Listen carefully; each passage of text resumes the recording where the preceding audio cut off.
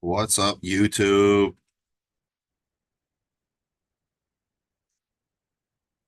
Welcome to the pregame show. What's up, man? What's up, little Chef T23? Hey, how's that? You guys got, is that all right there like that?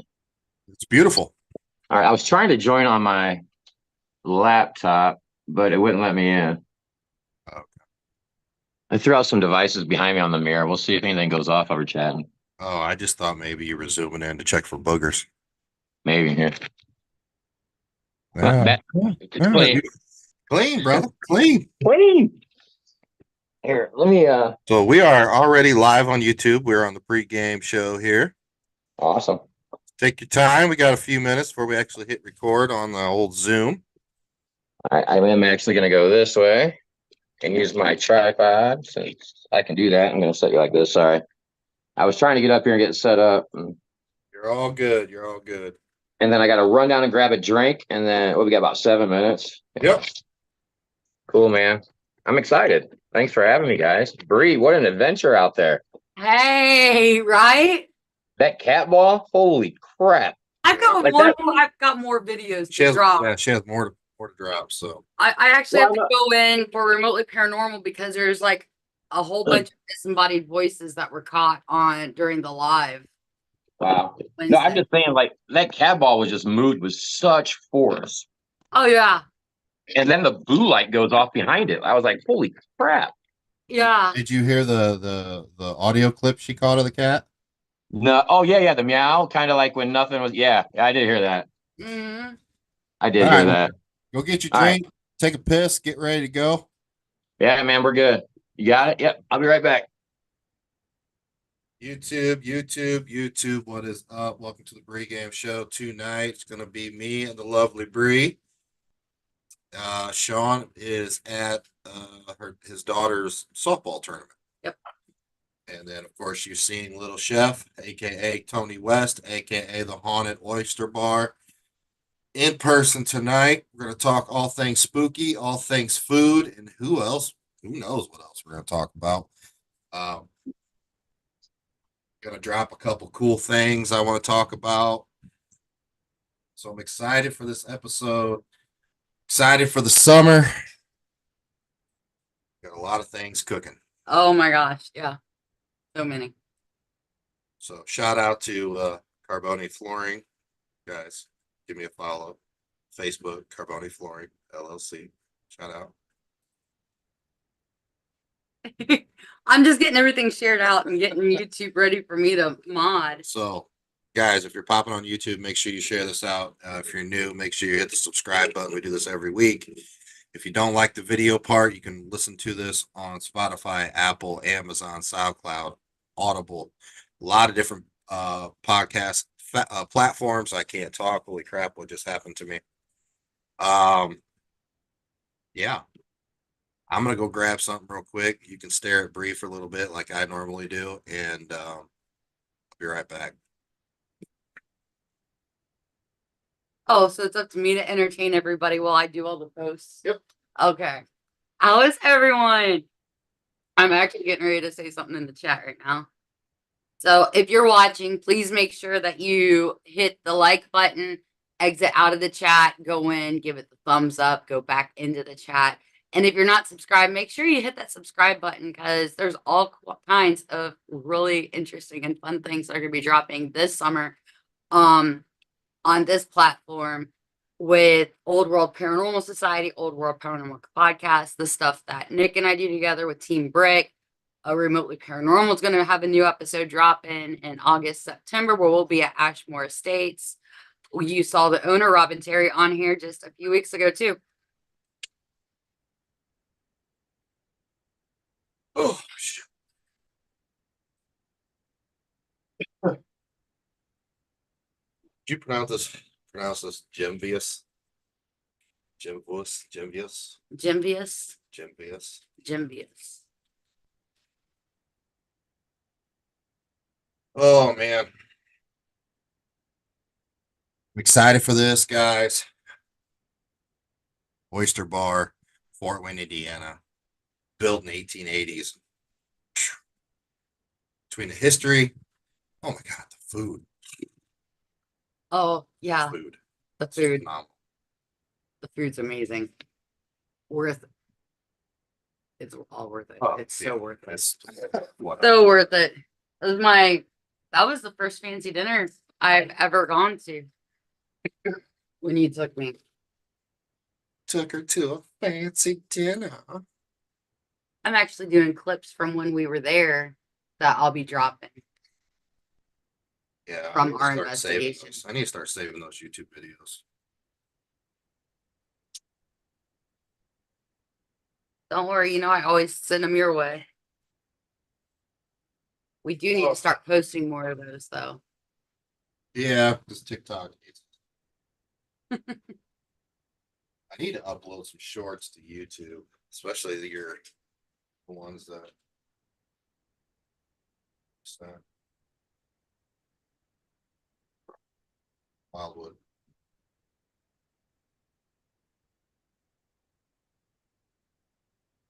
So you guys get your popcorn ready, get your drinks, go to the bathroom real quick. You never know what's going to come out of my mouth during an interview. Yeah, get ready for the next wonderful hour and a half. Who knows? Could be 2 hours. Sometimes we go 2 hours. If you're gearing up for this weekend, paranormal people, FCI Con 4 is coming up on Saturday. Unfortunately, Bree and I will not be there as we previously planned on attending. As you saw in some of our posts, my twin boys graduated high school. Holy crap.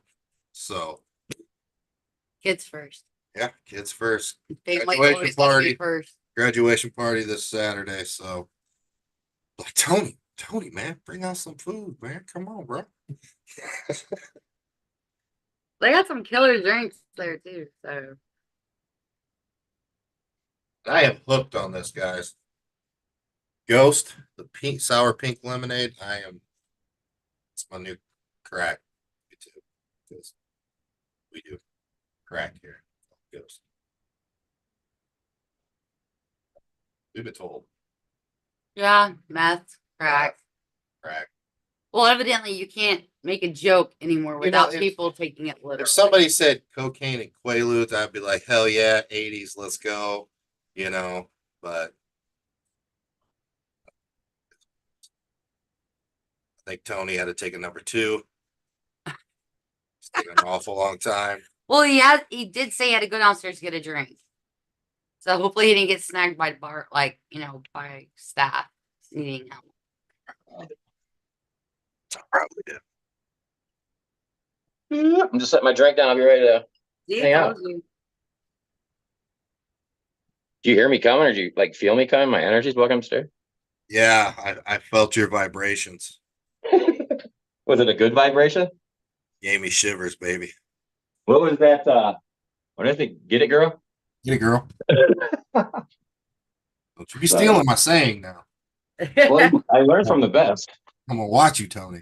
I You know still have like 10 clips, Tony, from that night that I'm going to be dropping on TikTok probably in the next 7 days.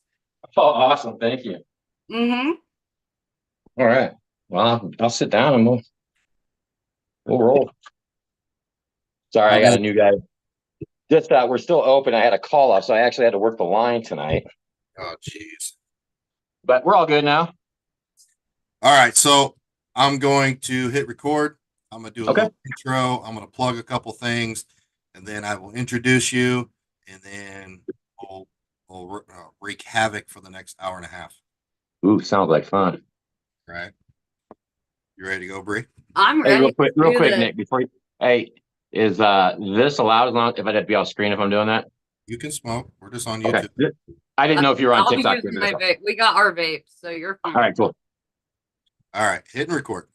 All right, Professional shit here. Come on, Tony. Get your shit. professional. Make sure there's lots of F's dropped. Hit and record. What's up? All our favorite podcast listeners around the world, all 25,000 of you. We appreciate you each and every week. I know you're thinking, wait a minute, that's Nick's voice. Yes, I get to do the intro this week because Sean is off. He is off messing around, picking his nose, and doing nothing while he watches his daughter swing and miss at a softball tournament. So I guess I'll let him slide. This kid's got to come first. But tonight's joining me here with my co-host will be the lovely Bree Hollingshead. Oh, hello, everyone. Oh, she says hello from across the room. Probably didn't hear her, but she said hello. I mean, I could get up on your shoulders. Episode 117 tonight. We have the wonderful Anthony, aka Tony West, aka the man, aka Chef Tony, Haunted Yes, Oyster Bar. Now, before we put him, bring him up here and ruin his night for the next hour and a half, there's a couple things I want to plug, a couple things I want to talk about real quick. I'm going to talk about a book that was sent to me and this new item I got in the mail today that I am just absolutely in love, and I'm going to email these people to see to strike a deal. So, normally I start the show on Monday of where did Nick go over the weekend, or where did Nick and Bree go over the weekend? We didn't go anywhere. We stayed home. Some plans have changed. We originally Saturday we're going to go to Wisconsin to pick up Ellie, our daughter, and she fell and broke her arm. Yeah, goes and hopefully gets her cast tomorrow. So we'll be going tomorrow and getting back at midnight like we did last night. So that being said, we decided Sunday to be a bunch of knuckleheads, and we drove about 40 miles south of Nashville from Fort Wayne, Indiana, to go pick up your eldest son. Yes. We literally drove there, said, get your shit in the truck, and we drove back and got home after midnight. It was a lovely 15-hour drive in the truck. Hence the sarcasm. My ass is still numb from that drive. But had a wonderful Monday. I got an item in the mail. So I seen something on Facebook, and I've never ordered anything on Facebook, but I said, I will try it. There's an item. It's called Gemvius.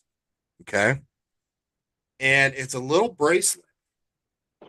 Now, for you guys just listening, it's about 3/4 of an inch wide. It's a rubber band. The one I selected is white and black and has a black cross coming through it. But what is really cool about it, on the inside of these bracelets, they have these little sayings. And I chose stay focused because there's a lot of things going on, a lot of things we want to do, and I don't like to lose focus. And that inspired me. But they have different colors and different sayings, and I absolutely love this. I want to reach out to these people and order a bunch of colors, strike a deal, say, come sponsor my podcast. I will sell the shit out of your bracelets at conventions. Let's strike up a deal, people. So it's called Gemvius. I'm probably saying it wrong. It's Gemvius. Check it out. I actually ordered on Facebook, got it like 4 or 5 days later. Impressed. Second thing I want to plug real quick. Introduction to the why can I not fucking talk right now? Is it you're just distracted by my beauty sitting right next to you? Yes, that must be it. Introduction to the Demonic Education by Father Kenneth Torres. Guys, it's not a very thick book. You know, I'm not huge on demonologists. Majority of them are a bunch of bullshit. There's only a few that I'm like, will listen to. And Father Torres is one of them. He is an amazing gentleman. He's with the Warren Legacy Foundation. He's a just all around amazing human being. Pick up his book, guys. Yeah, it's got a lot of knowledge. This is my goal this week is to read this book. There's the lovely man himself. Father Torres. Look at that sexy guy. Look at that. Get his book, guys. Read into it. So let's get right to it. Let's get to our guest tonight. Like I said, the man, the myth, the legend, Anthony Bourdain himself. He's shaking his head and sliding out there.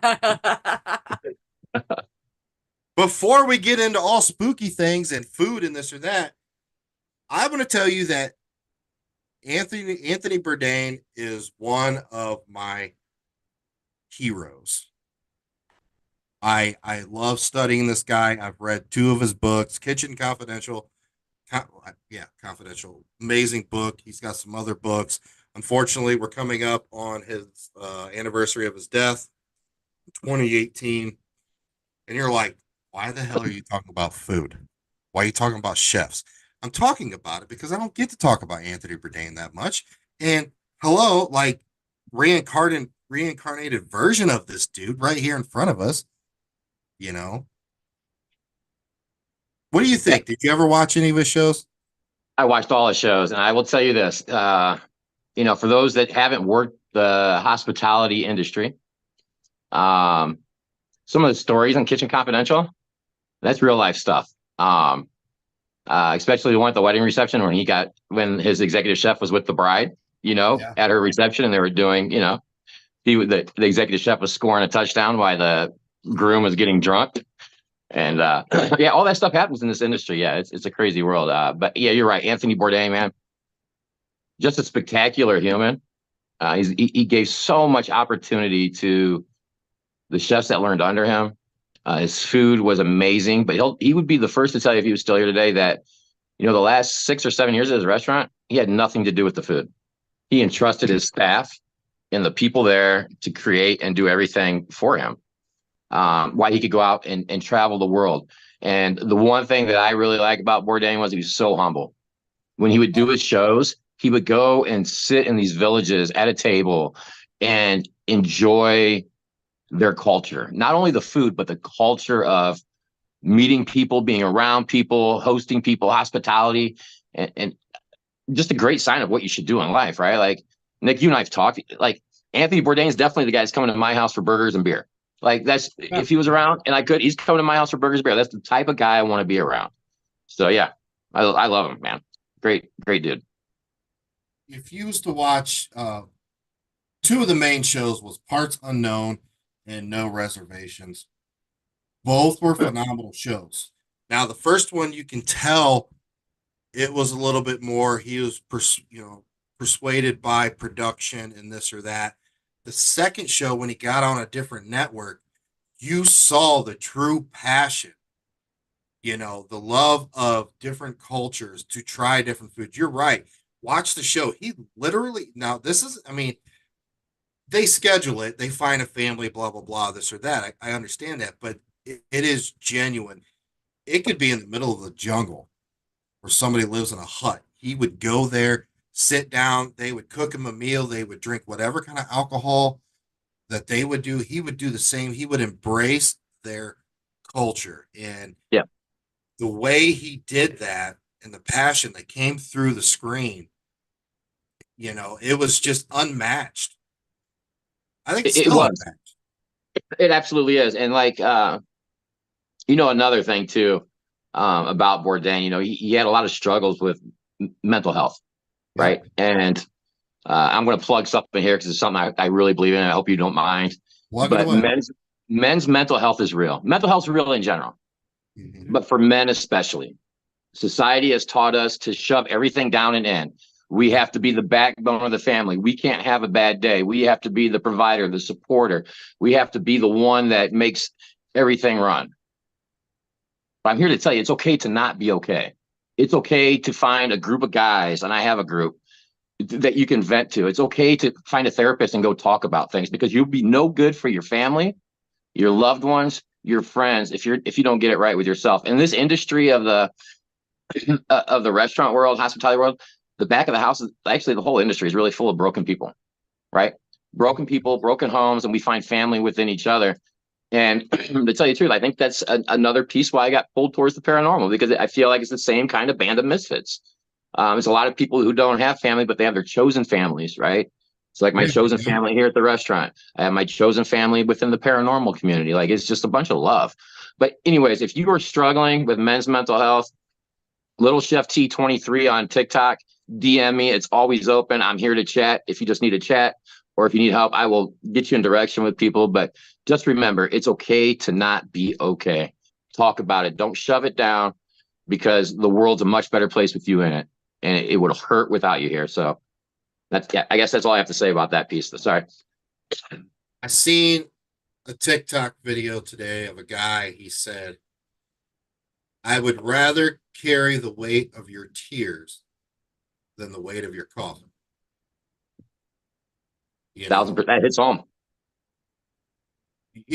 you know us, Tony. We're a huge advocate for a lot of different things in this paranormal field, and you know, mental health is huge.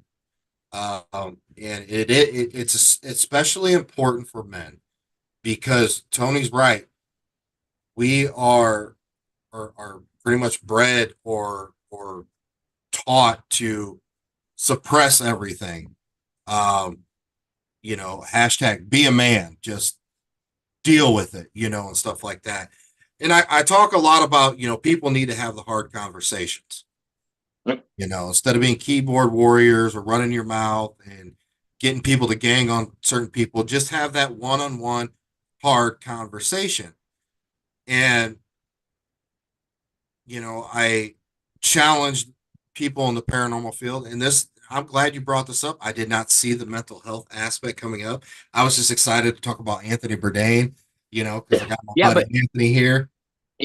he started talking about it towards the end, like you could see it, you know, and you know there's interviews about his family and stuff, right? And the brokenness between him and his wife and things because he too almost too late, you know, didn't decide to talk to somebody, Yeah.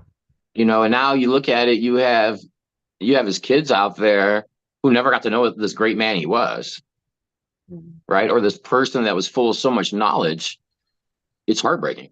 To me, it's heartbreaking, right? Because you look at the ripple effect, right? Tiny ripples make big waves, and the tiny ripple of him doing that are causing big waves that we can only imagine what the effect is, right?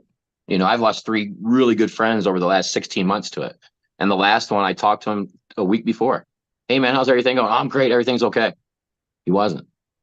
So dig deep, ask deeper questions. Sorry. No, you're fine. You know, I mean, another thing about you're right about the whole Anthony Bourdain thing, and he also suffered from a heroin addiction, you know, and he was forthcoming about it, and you could see the pain in his eyes, you know, but yet, which with these kind of people that do have that kind of depression or pain in their eyes or this or that, they do seem very outspoken and help towards other people while it's kind of a quote a mechanism to like not deal with it themselves to submerge them with somebody else to help them even more, you know what I'm Yeah. saying? And Anthony Bourdain was one of those peoples, and he spoke out about his family situation, you know, and he just couldn't take it. He ended up hanging himself in a hotel room, you know. Some um of the people that give the most to everybody else are sometimes some of the most lonely people on earth. They're 100%. the one. They're the ones that give. They'll get walked on. People will step over them to as a building block to wherever they want to go, a stepping stone to where they want to go, and not look back, or you know, and then not honor that person like by doing the same things that they were doing, right? So like oftentimes the people that give the most are the most lonely because they don't get that reciprocated, and they're doing it like you said to fill a void, because they're trying to find that dopamine for themselves. And that dopamine for themselves, one, because probably had an addiction, right? So the dopamine for himself was giving to others and doing this and doing that, but he wasn't addressing the core issues that led him down the path. And a lot of people don't do that. And I know I said men's mental health, but it's mental health in general. But people Right. don't pause to look internally, right? Hey, what's going on? How can I fix myself? And I can continue to do these things for other people, but I can do it in a place where I'm healthy and not unhealthy. Right. You know, Bree and I have a lot of hard conversations, and sometimes, you know, she harps on me. She's like, "You need to open up. You need to talk to me. I'm your safe place." And I, you know, go back to bad habits. No, I'm good, or you know, we'll talk later, or this or that. And you know, she pushes hard on me, don't you? Oh yeah, I don't let you shut down because Uh, yeah, I communication mean, has to happen. It's not just relationship wise, but yeah, we exactly. see that as a man, he is carrying the weight of the world on his shoulders. I mean, he's running his own business. The paranormal group, we've got a lot of irons in the fire right now with things that we're trying to accomplish. Uh, Mhm. and he needs to know. And I think that that's one thing that is hugely looked over, and it's very frustrating for me is when I see him clam up, and it's like, no, don't clam up. Like, I'm the one person you should be talking to. Like, I'm not going to judge you. I'm not going to yell at you. I'll Can you cry with you. Yeah. Sure. Yeah, like I'll cry with you, but like I'm not in any way going to sit here and gaslight you and flip the switch on you. And I try my hardest to just listen. Yeah. And I think And that more women need to step up to the plate in all honesty and give the men in their life, a safe place, whether it's, a friend, a husband, a significant other, somebody in your family, whether they're blood related or not somebody that you've claimed as family. I think women need to give men that safe. Women expect men to give us a safe place, but we need to start reciprocating that. And I think it's time for women to start stepping up and saying to the men in their lives, like, you've got a safe place. yeah, and to piggyback on that too, I would say, yeah, you're right. Yeah, my wife has, over the years, I struggle with it. A lot of stuff that's happened in my life that I really struggle with. But I found, also too, it's hard as a man when I look at her and try to keep that mindset about mental health and everything she does within our core family that keeps the schedule running and the kid going and all these little intricate things that she does to make life easier. I also feel bad if I burden her with too much of my things. And that's why I found the therapist. So I go weekly to a therapy session just for the fact that it's good for me. It makes me a better husband. It makes me see things from her viewpoint. Like you're right, Bree. Yeah, it's nice to have that space on some stuff, but to have Right. another place or a group of guys to go to, it makes me feel better because I also don't want to stress her out over some stuff because some of it could just be dumb shit in my, not dumb shit, but some of it could be very minuscule that I just need to work out. That Right. it could be to do with her. It could be to do with her. Besides, but it's like, but I go talk to that therapist, and then we come back and we have the conversation at the table, and things are good. So But any way, shape, or form, find your sounding board. Find that person, man. Just find those people. Surround yourself with good people that will support you no matter what. you think about it, you think about your dad or your grandpa, and you're like, well, my dad got up every morning, he worked, and he worked at 8 to 10 hours a day, and he came home and he had 12 beers and then went to bed and got up the next morning, did the same thing. Yeah. Well, there's reasons why he was coping and drinking those 12 beers at night. Not just because, well, eventually you become an alcoholic, but at the Mhm. beginning, it's, so much stress and anxiety and this or that. Something to cope with is easy to crack a beer open and, Yeah. And, relax. and so my grandfather worked in the steel mills up near Chicago, right? And his dad and his grandfather, his great grandfather all battled with alcoholism. And he found himself in that place, and he got pulled out by a good person. Well, the one thing he did was to start AA within the steel mill organizations. And I can't tell you, as a kid when I'm visiting him, 2:30 in the morning, he gets a call from a wife that her husband's at home, and he would get out of bed, go get him sober, get him home to help him. And I think that's, I was 9 or 10, and I was bullheaded and I shoved a lot of shit down. Teenagers, we know everything, single parent home, no relationship with the dad. So like he was my dad, my role model. Like he was the fucking man. Like he is and still is the epitome of what I strive to be. And just seeing him be selfless in that matter. And when he passed away at his funeral, I will tell you, there was about 400 people that showed up that I had no clue, and they were all somebody's life he impacted through that AA. Yep. Somebody that he helped get on the right path, or helped their dad get on the right path, or brother, or uncle, or cousin, whatever. So when I say like finding that spot or place to talk to, or it's okay to not be okay, that's what I mean. He started that in the 80s, 70s, 80s. So yeah. So Cool. guys on YouTube, you're watching the video with us and you're just humming along here. Behind Tony, he actually has paranormal equipment set up on the mantle.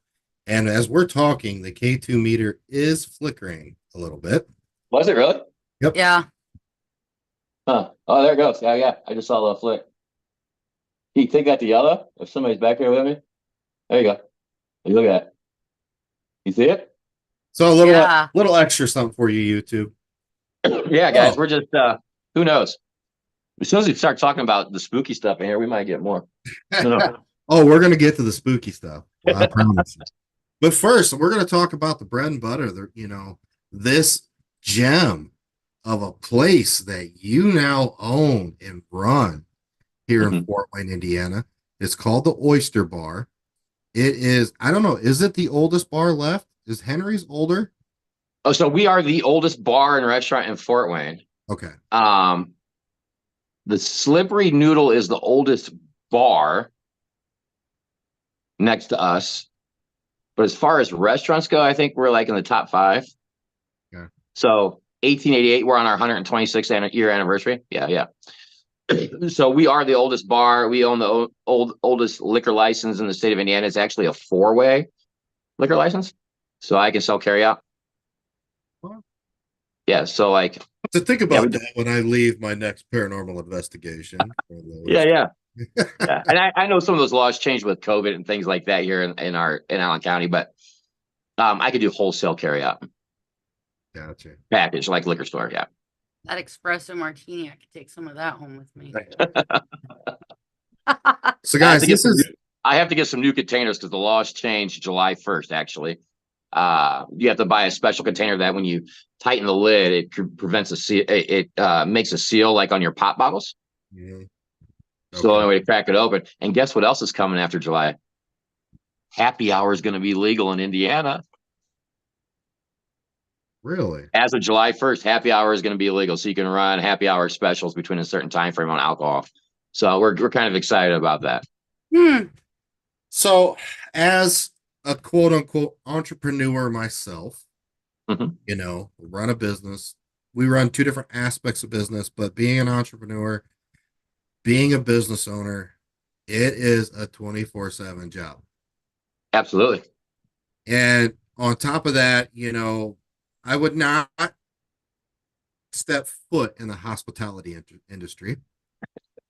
One bit. I do not envy you at all. You have my mucho respeto. But this place, guys, it's when you walk in the door, you are literally walking back into time. You think about it, and you're like, man, it'd be cool to hang out in the 20s or the 30s, this or that, and how they dress and the fine dining and stuff like that. I mean, you can literally have this experience at the Oyster Bar. Oh, thanks, Nick. Appreciate that. We came back from where were we coming from? We were out of OhioCon. OSRCon. OSR. Yeah. OSR. Okay, so we're at Parrot Psychon, so we weren't investigating. Tony messages me and he's like, "Hey, what are you doing tonight?" I'm like, "I don't know, what's up?" He's like, "Well, come investigate, but we can't start till after 11." I was like, "Actually, that's fucking perfect."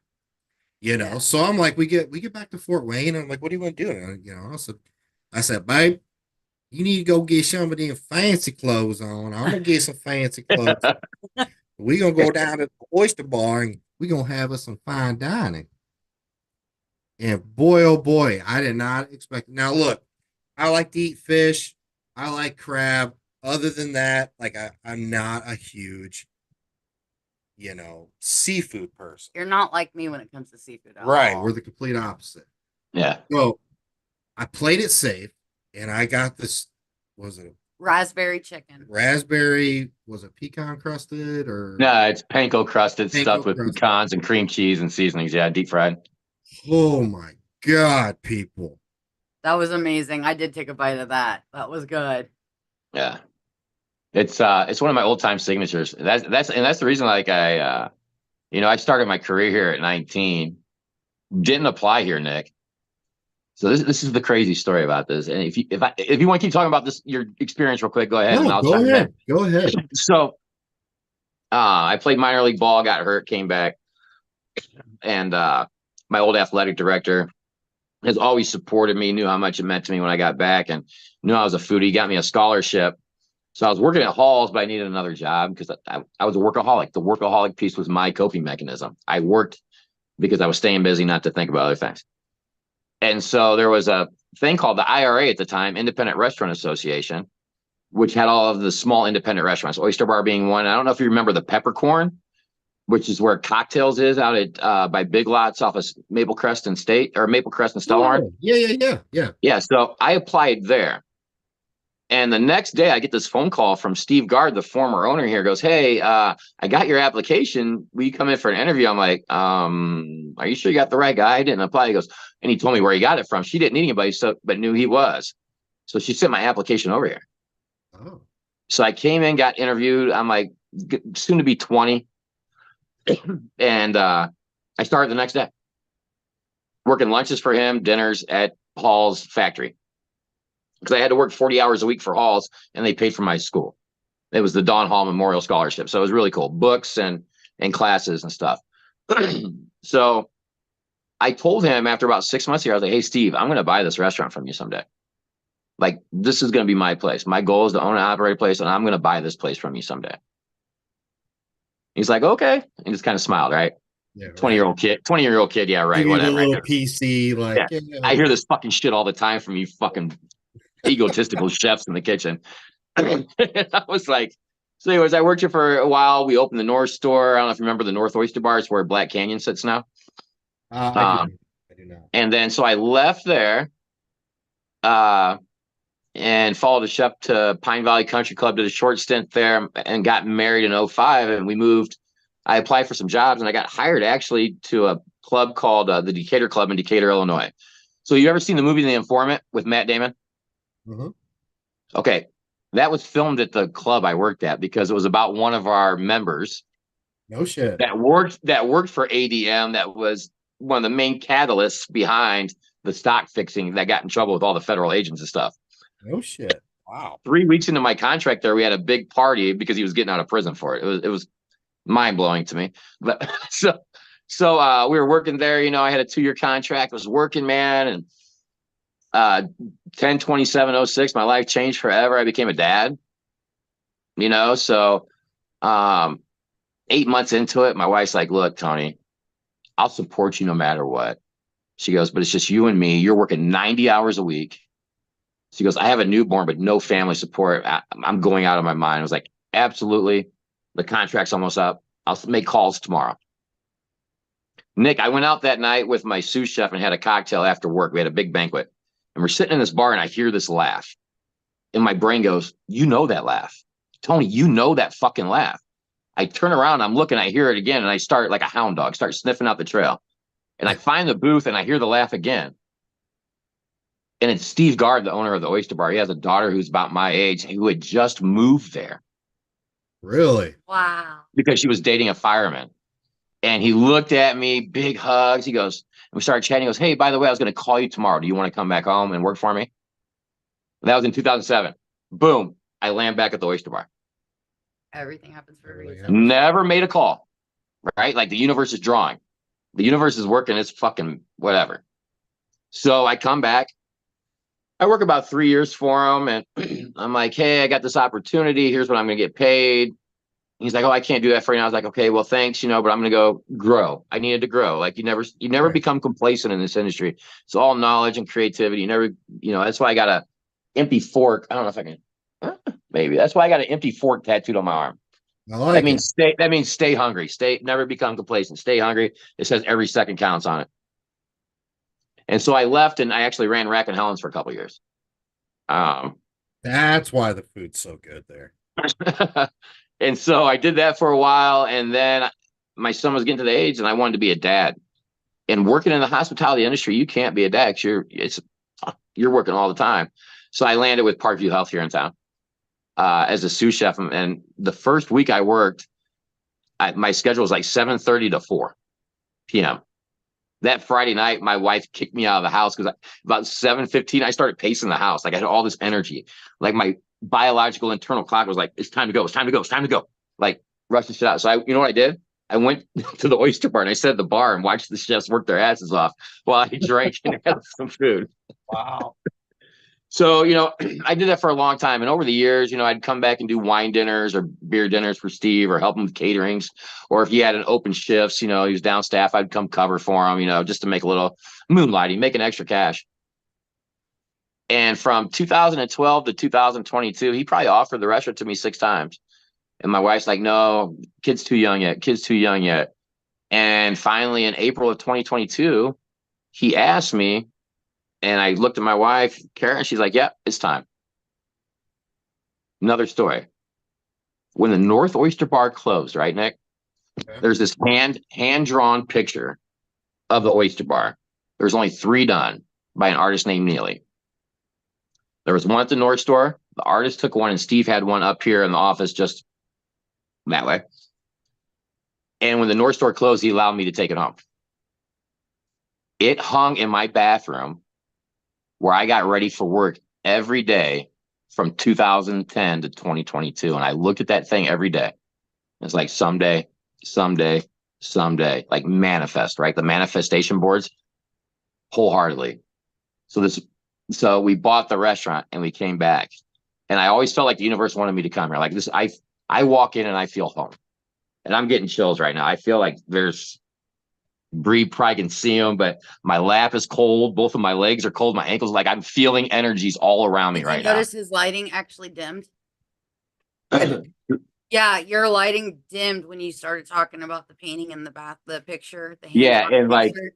That's and when I I could started leaning into you because I started paying attention and zoning. I started picking up. I mean, on the neck on my hair is the hair on my neck is standing completely straight. I had my Nick moment there. Sorry, it's You got standing hair completely neck? straight.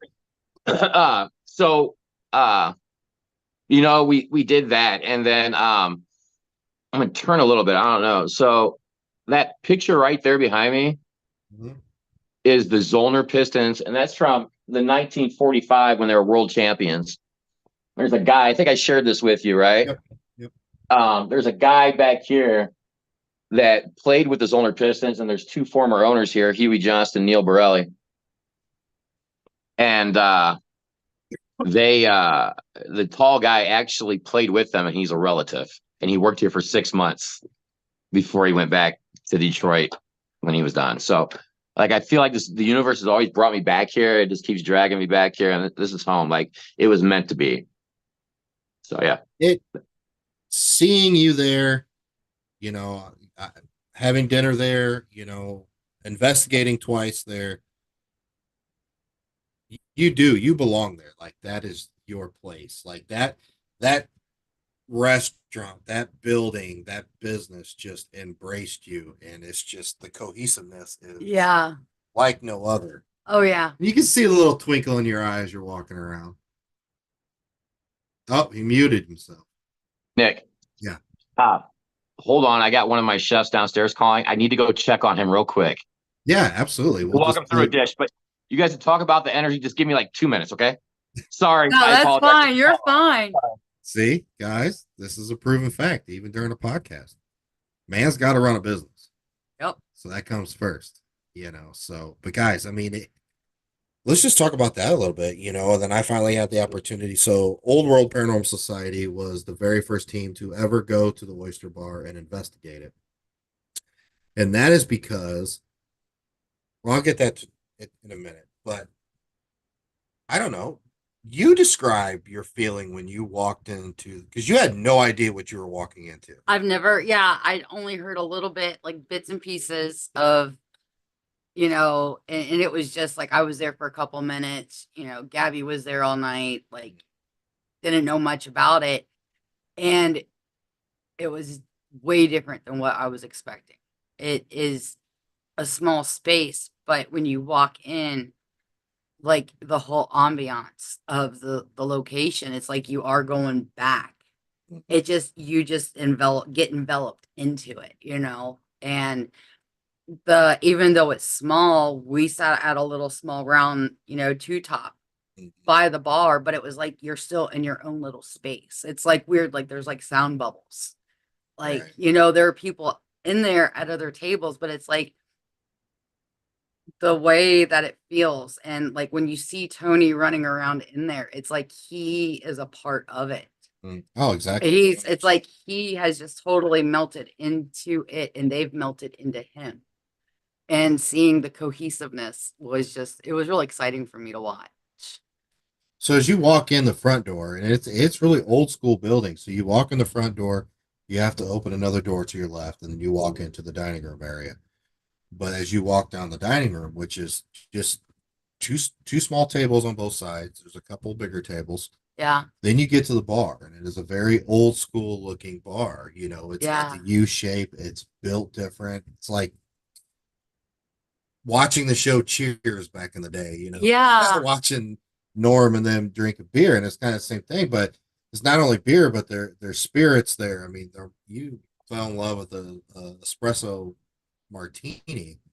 You know, their martinis are a They know how to specialty. make a good martini, let me tell you. Yeah. And Well, it's like all the trials and spirits they have, tribulations. So not talking ghosts, but they're the actual liquor. And It's an extensive list. what's also unique is, so when you're sitting there at that, either if you're at the bar or if you're at the little table, but you see the kitchen. The kitchen is right there. Yeah. And if you want to dine in the back of the restaurant, you literally have to walk through the kitchen.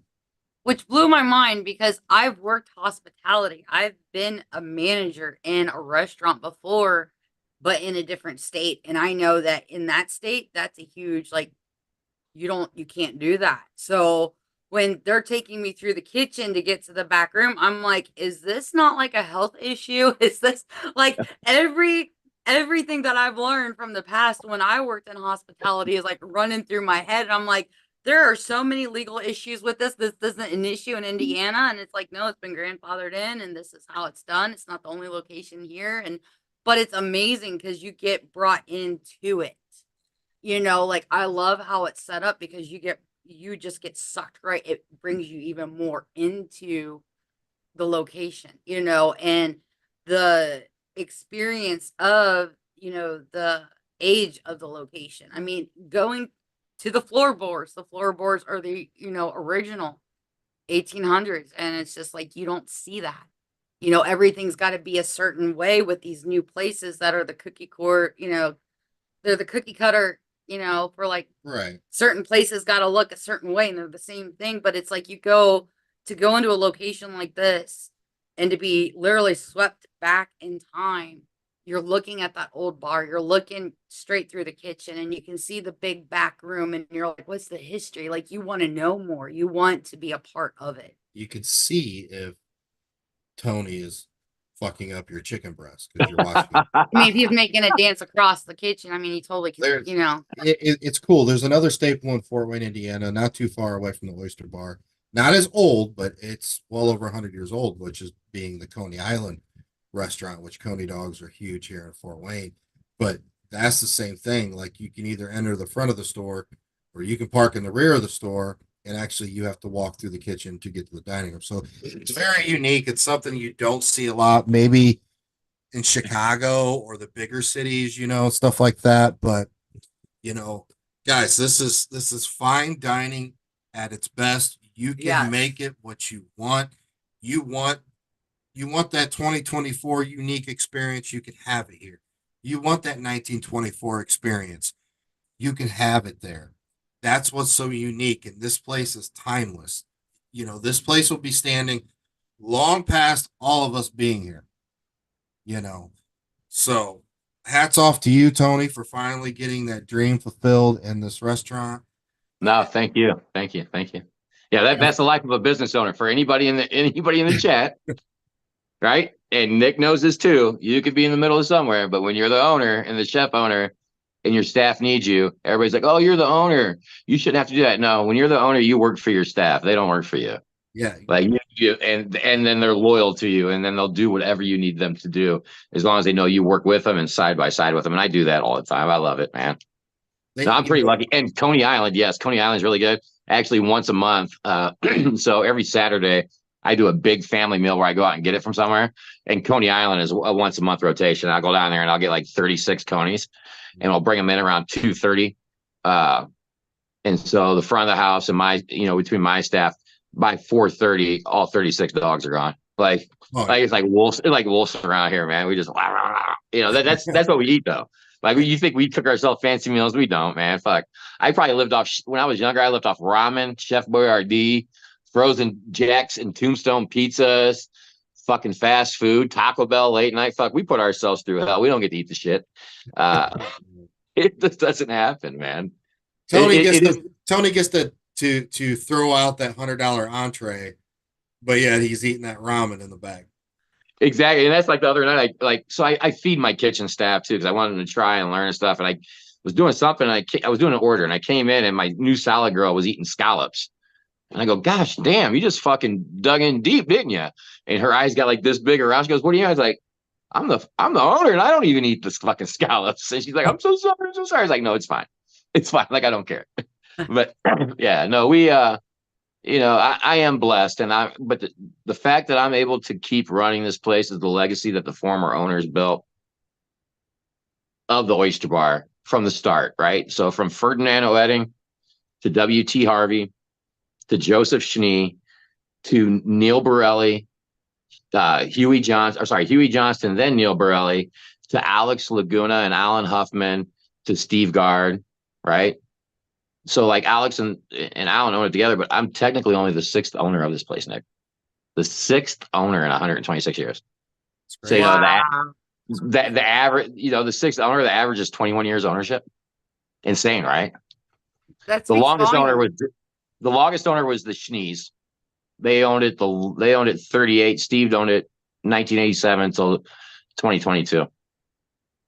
Well, that, you know, that's half the reason why this restaurant is so successful and able to stay afloat for 120 some odd years because of that, I think. You know, yeah, I agree. But so this is my mind going again. So excuse me. So, and partially this is your fault, by the way, Nick. oh shit. Because you had Adam Kimmel on your fucking show. And Kimmel will get you down rabbit holes and make your mind think and bring up all these theories, right? Mm-hmm. Right. And so when I think about the Oyster Bar, you think about 6 owners in 126 years. Is the energy from this place handpicking people? Because Steve had 5 or 6 offers prior to me, and he turned them all down because he said his gut in this place was telling him no. I would say so. Yes. So I don't know. I'm going to piggyback off this. Okay. And then it's going to lead into how the hell I walked into your life and made it even worse. So the Bell Mansion, which is about half a mile from, yeah, 0.8. Probably less than that, 0.3 miles. 0.8. I think it's 0.8. Is it 0.8? Okay. So yeah, just about 0.8. Yeah. The current owners of the Bell Mansion are the 4th owners of 130 years. Okay. And when the funeral home put the building up for sale, it sat empty for 2 years. There was multiple people that even put cash offers on that location, and it never happened. And it didn't happen until the current owners bought it. And, you know, then of course, eventually my beautiful face came into view. But anyways, and you know the story of the Bell today, you know, and it begs different. Do locations like this choose who's going to own it? And, you know, is it sad? Bree and I talked about this the other day. It's like, you know, you got happy and sad moments. You know, am I sad that I'm no longer a part of the Bell? No, not really. I'm ecstatic of what I was able to accomplish and do for not only for myself, but the city of Fort Wayne. You know, they're up for a Reader's Choice Best Entertaining Place or something, which bravo, hats off to them. But no, actually, though, Nick, I never heard of the Bell until you guys started doing it, but you did. Like, right. Well, it was a funeral home before that. So we kind of, we created that, you know, renamed it the Bell Mansion. And it leads you to different avenues and leads you to wonderful people to meet. And this is no exception. You know, we reached out to Kalani Smith, struck up a friendship. Kalani kept coming to the Bell quite often. I think it was the one where he was staying for a week, and he was live streaming, and Tony's scrolling through TikTok, and he's like, "Wait a minute, tell us about that night where you discovered 0.8 miles away this beautiful building." Yeah, so like I'd followed Kalani for a while, like right, and watching him. And that night he had an event. It was yeah, he stayed for the weekend. It was the event night. And so Kalani's on his live and he's outside going, I ordered food. Where are these insomnia cookies at? I ordered these. These guys haven't fucking brought them yet. Where are these insomnia cookies at? And so, like, I've chatted in his live before. I was like, hey, I was like, where are you at? And he said, the Bell Mansion. I was like, oh man, you're less than a mile from me. I'll bring you something to eat. You want some oysters and peanut butter pie? And he's like, what? And so I loaded up 24 oysters on ice, all the fixings, and like 3 slices of peanut butter pie. And here comes old Tony rolling into the Bell Mansion, like pulling up. And Kalani opens the door and he's on live. He's like, are you cool to be on live? I'm like, yeah, I don't care. And so he sits there and sucks down the oysters and the peanut butter pie. And that was my first entry into the Bell. And I'm like, holy cow. And then he was gracious enough for me doing that to allow me to do some investigation with him. And walking through there, man, oh gosh, Nick, I know why you fell in love with it. Like you just feel it, man. You just feel it. And I did a little bit there, and then I had an opportunity to go see him again there. And that time he left me. So that time I had like 3% left on my phone, Nick, right? This is a different time. And he was just there with Savannah. And there was a guy that worked there with like white frame glasses, a hat, a little goatee. I don't know his name. I can't remember. But he was working there. And so Kalani's like, hey, Tony, you want to do Estes? And like the spirit box is the one piece I need to have. It's like the last piece I'm buying for some reason, but it's my favorite method to investigate is Estes. And he's like, hey, Tony, you want to do Estes in the embalming room? I'm like, yeah, sure. So Nick, I go under. They're asking questions. Nick, I'm there. Not knowing that a car pulled up to drop something off to Kalani and Savannah. And all 3 of them left the area and left me in the embalming room under Estes by myself during his life. And one time I felt like somebody like tapped me on the shoulder and I just kind of jumped, turned around, nobody's there. And so I go over to my phone, no way to charge it. And I got 1% left. And I go to the feed. I'm like, is somebody going to come get my scared bitch ass left out of this fucking embalming room? Because I'm frozen and I can't move.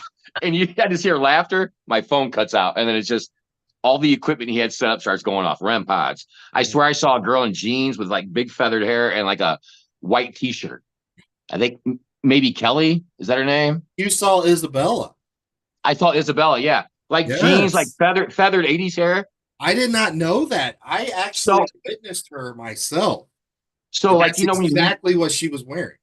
Like when you look out of the embalming room towards the original embalming room. Yeah.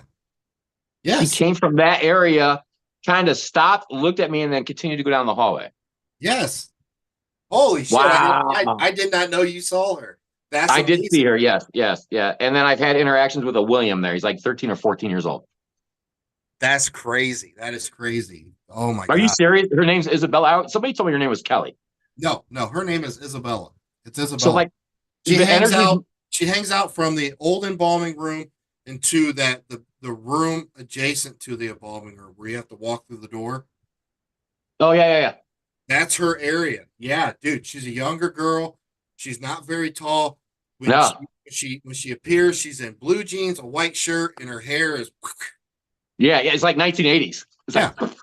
Oh my God. The big hair. I am so fucking floored right now. Like that. Thank you for putting a name to it. I had no idea. Tony, tell me, did you have any idea that I've ever seen Isabella? No. Like this is the first conversation. Like you don't know. Like for as far as you know, my very first was when I met Kalani there, and then probably seeing me when I was with Clayton and those guys. Right, my first time fully investigating a spot outside of the restaurant. But no, we've never talked about that. No. That is phenomenal. So anyway, man, I find out who the Bell is, and the Oyster Bar. So you reached out actually to my daughter, and you were like, "Hey, you guys come investigate. We're like, yeah, bro. Yeah, yeah, because like So, we had a mutual friend, like my ex brother-in-law, I still consider him one of my best friends, knows your daughter, yeah. So and I knew something was here. I felt the energies. I knew something was here, and that's I invited you guys. Yeah, we come out, I think it was a Sunday night. yeah, I only stayed for a few hours, but Gabby and Luke stayed the majority of the night.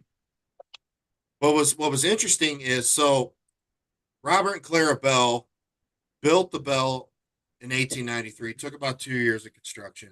But the Bells had been in the Fort Wayne area. They're from Muncie, but they've been in the Fort Wayne area since the mid 1800 or 1880s. hmm And so knowing that, it kind of clicked in my head. Okay, well, this bar opened in 1888. He would be in the Fort Wayne area. We're doing spirit box session, but it's just running open. We have a bunch of other REM pods set up, and I asked if Senator Bell or Robert Bell, frequented this establishment, and we got intelligent responses saying yes. And then later on, it actually even said his name, Robert Bell. Let's see. Toe Beans and Whiskers is saying that they actually got Mr. Bell during his session on Thursday with Tony. yeah, they did. So Did you? Nick, Robert shows up a lot, and then when I was at the Bell with Clayton, I was like, "Hey, Mr. Bell, this is Tony from the Oyster Bar. I brought a girl with me. Would you like to spend some time with her?" And out of Claire's room, we heard like hard banging and heavy footsteps, like her getting angry Shit. about Oh, the shit. conversation. Like it was because we were sitting in his little study with like the carpet with the plastic over it. Yeah, yeah. Yeah. That's his old room, right? That's his old Study, whatever. bedroom. That's his old Yeah, bedroom. bedroom. Yeah. And then we tried it again, and I was just virtually watching. And I asked another investigator, I was like, "Hey, tell Robert." Oh, no, it was Alexa. She's the girlfriend of one of the Spirit Stalker boys. And I said, "Hey, Alexa." She was doing a solo in that hallway right outside the room. I said, "Alexa, tell Robert you have a girl with you that from the Oyster Bar and see what happens." And would you kid not, same door slam, heavy footsteps, and I don't know, like when we did it in there, I just felt like there was this energy, and like Robert was in his bedroom, and like there was somebody there, and she was standing at the doorway. And Nick, you and I both been yelled at by our wives or girlfriends or whatever. Like we know that energy. You know when you're in the fucking doghouse, and you know when shit is hitting the fan. Like that's what I felt. So but we get Bell a lot, man. It's insane. So to back up what Tony is saying, so there's nobody on the planet that knows more about that fucking building and the history there than me. Okay. Yep. Clara, which is Robert's wife, Robert was not a very faithful man. Okay. So for Tony to say that, talking about bringing another woman or having another woman for Robert, and to get that feeling, that anger, this coming from Claire's room, which is literally adjacent. They did not have the same bedrooms; they had two different bedrooms. Um, it's validating, 100% validating. Hey, Nick, I have another question for you since you know the history, and it's been killing me since that night I investigated there. So all the little closet doors, Yeah. between all those rooms on that upper level, you know what I'm talking about? Those little corner doors, even up into that servants' quarter, where you get a lot of like German talking, and if a lady lays on the bed, they'll get touched or whatever. You know what I'm talking about? Where Bell had like a chair at the top of the stairs that he used to sit in to like watch that room.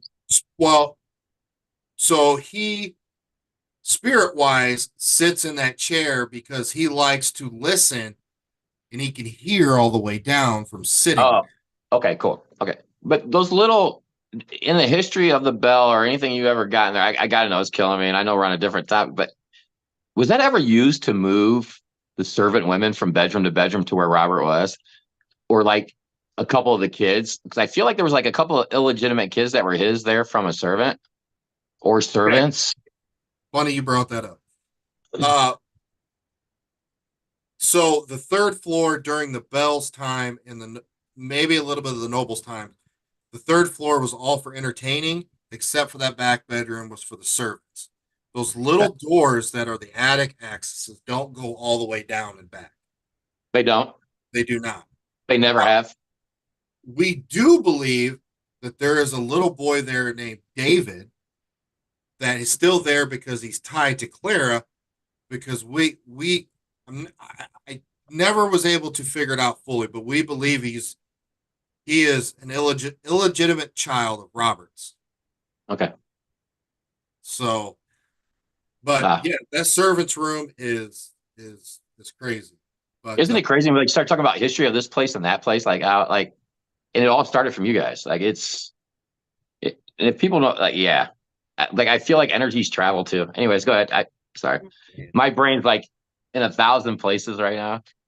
And it's all because of you. Because the last time you were here, we were investigating, and we talked about like your grandfather getting up in the morning and just this energy, and it's like rubbing two pencils together, right? And that heat just keeps getting hotter and hotter and hotter, and it gets stronger and stronger and stronger. So like the path that these spirits have walked here over time on those residuals, right? Yeah. Like, yeah. So someday when Tony passes away, you are going to have the opportunity to go hunt Tony's ghost or his residual energy at the oyster bar. Yeah. No, I'm going to be an asshole ghost, man. I'm going to be an asshole ghost. He's going to be like standing in the kitchen, you know, and he's watching the chef, and he's like, "You're doing it wrong." Yeah. You're going to go, Tony, what year is it for you? And I'm going to be like, fuck. I'm going to be like 1888. 1888, bitches. You know, one of us, we need to stick around, and when people are asking us questions as we're ghosts, you know, my reply is going to be, "I'm Brittany, bitch." my reply is I'm bringing sexy back. Bringing sexy back. But, you know, it ties in. I mean, there's a lot of history in Fort Wayne. Fort Wayne is a wonderful place to live. But you know, again, you meet people in the paranormal, and you become friends, and it's amazing. So obviously you're a foodie, you're a chef, this is your passion. But why did you choose to start to get into the paranormal? If I was to tell the story to anybody in the paranormal world, they're going to tell you I got into it for the wrong reason. Okay. And the reason I got into it was I lost my mom in November of 2021. I've always had like this, like I watched Ghost Adventures, I watched Ghost Hunters, I watched all the shows, right? And I always liked them. Would they scare the shit out of me? Fuck yeah, they would. But I really got into it because when you go back like to the mental health and like struggles and stuff, you think about, you know, single parent home, my mom, and I had this guilty feeling like 2 weeks before she went into the coma and passed. I didn't give her the time I probably should have, and I fully regretted it. So I got into the paranormal kind of maybe to try to contact her and have that moment where I could tell her I'm sorry and get a reaction from her with a piece of equipment. Totally the wrong thing to do. I don't know if it's the wrong thing to do. A lot of people actually get into the paranormal because they've lost a loved one or somebody that they were close to. So in no way, shape, or form do I think that's wrong. It's not like you got in it to make money and to make a profit. And that, in my opinion, is where you got to reprioritize and look at what you're doing. But there's many people that I've come across that have gotten involved because of losing a family member or a friend. So I think you got into it for the right reason. You were wanting to connect. Yeah, I was wanting to connect. Fine. Well, thank you for that validation. So you're welcome. So yeah, I did that. And then also too, Nick, just the deep rich history of this place and experiences that I've had prior to working here, being here till 2:30 in the morning, doing stuff upstairs and hearing things and hearing whispers and things move and lights flicker to a full body apparition of a guy wearing a gangster outfit with a hat, taking it off, tipping it at me, and just disappearing. So like I wanted to find out the history of the place too, and that's the other reason why I wanted to get into it more here. And it's just And it's interesting. Like the whole paranormal world, it's just interesting. I mean, that you think you've got a grasp on it, and then you sit down and have a conversation with somebody, like when you came to visit, right?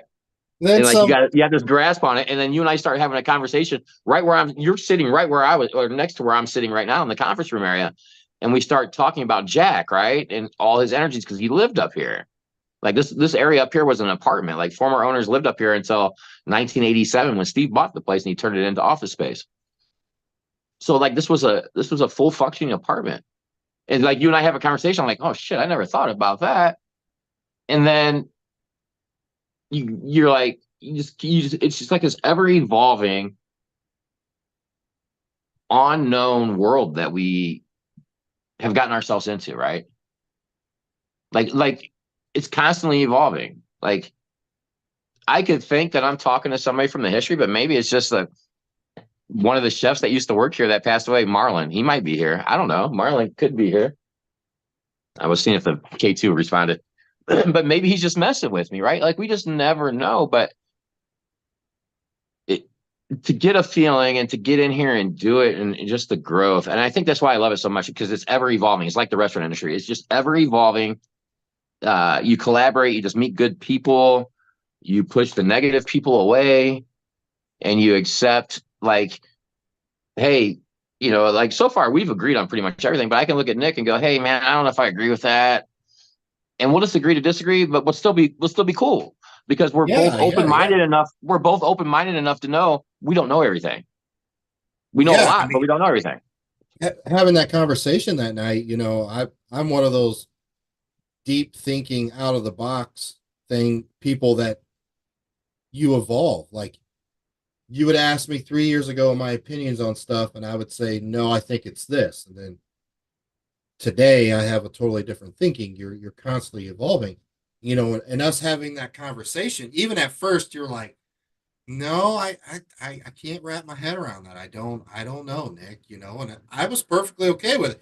I wasn't going to sit there and be like, well, fuck you, Tony. No. But the thing was, you could tell like I wasn't grasping, and I think and that's when you broke it down to me. Like you buy your grandparents' house that lived there for 60 years, and they get up in the morning, and they go get coffee, and they sit down at the kitchen table, and they read their newspapers, and then they get up and they walk through the house the same way, sit in the recliner, maybe watch a little Sports Center or TV, whatever they were watching at the time, and then they get up and they go into the bathroom and they get their shower and they change their clothes and they open the door and this and that. Well, you open a door 1,000 times, that energy, maybe eventually it opens the door. And that's where it really clicked. I'm like, okay, now I know what you're saying. Mm-hmm. Like it's residuals. Right. And it's actually, since then too, even like when I hear stuff here, I'm like, oh, residual. I know what's going on. Like it's made me a better investigator. And I think like more people, if they would take that mindset, would make them better investigators and really help this science of paranormal research just fucking grow to like no ends. And it doesn't mean we have to all be friends. It doesn't mean we all have to agree. It's just like, okay, yeah, challenge your brain. Test it out. Love to have the conversation. Yeah. Because even in that aspect that night, Tony, like we're having this conversation and, I'm telling you my thought process on things, that I even broke it down different so you can understand it. But it could have been to where you understood it. And then you're like, well, what about this? And then you could have totally turned that and blew my mind and been like, I didn't think of it that way. That's a possibility. That's what's cool about having the conversations. We're all not going to agree with it. That's a fact. But you might be able to learn something from somebody else. I don't care if it's their first day. This is just opening your mind, getting your mind, get those squirrel cages running fast in your head, open your mind to the possibility. And it's an amazing conversation to have. It is. And that's the reason like I got into the paranormal too, is to challenge your brain. And then also too, like the deep history of this place and some of the connections, like, and the things that we got, like Old World Guys was the first team to ever come here, like ever. And Nick and Gabby and Luke did an amazing job that night. Like, what are you looking at? You're You're K2. K2. Oh, You know, every time you start do talking you, about do you me, remember? Tony, Let's see. If you remember Nick or Gabby, yeah, you do. You remember Gabby? Okay, if you remember Gabby, can you make a device go off? Look, I got a blue light back here. If you just touch it, I know you like those because she brought that, or a cat ball, lights up like that. You guys know the right? All right. Well, I'll tell you what. We'll give you time to answer while we talk. While you jump that K2, can you make it go yellow? If you remember Gabby, make it go yellow. She's set up here with me. It's getting flickering green, man. We'll see. You guys just watch it. Let everybody watch. We'll see what happens, man. But you guys were the first team, and like it was awesome. oh, Go ahead. I had a blast that night. That's why I was eager to come back. You know, but talking about the residual, you know, a lot of people are like, "Oh, it's just residual energy," but you know, catching residual energy or something in that nature is just as satisfying as getting an intelligent response because what's happening is you're catching a needle in a haystack. You happen to be there at that exact moment, looking that exact way when that environment decided to unleash, you know, that replay of that Mhm. moment and you witnessed it. It is just as important and cool as sitting down and interacting with something intelligent there. It is, and I will tell you, like I said, I'm relatively new to it all, but man, some of the intelligent stuff we get here.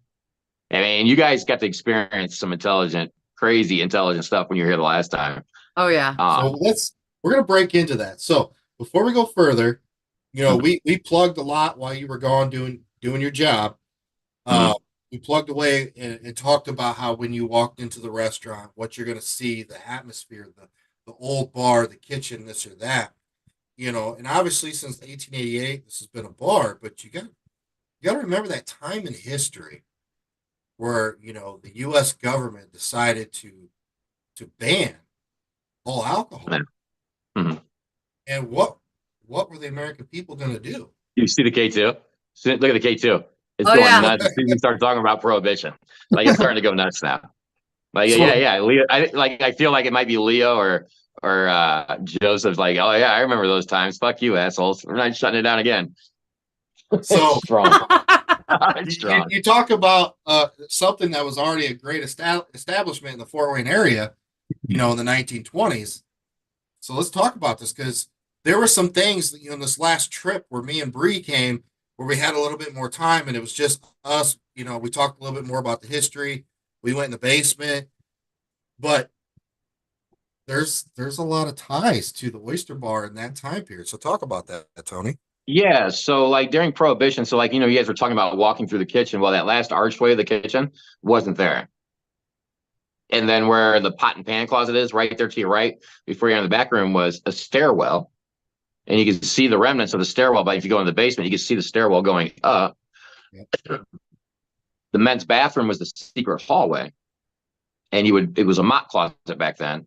The men's bathroom today was a mop closet. And they would push away this little secret passageway, duck down, come out and come into the back room. And that's where that bar, card games, the ladies of the night.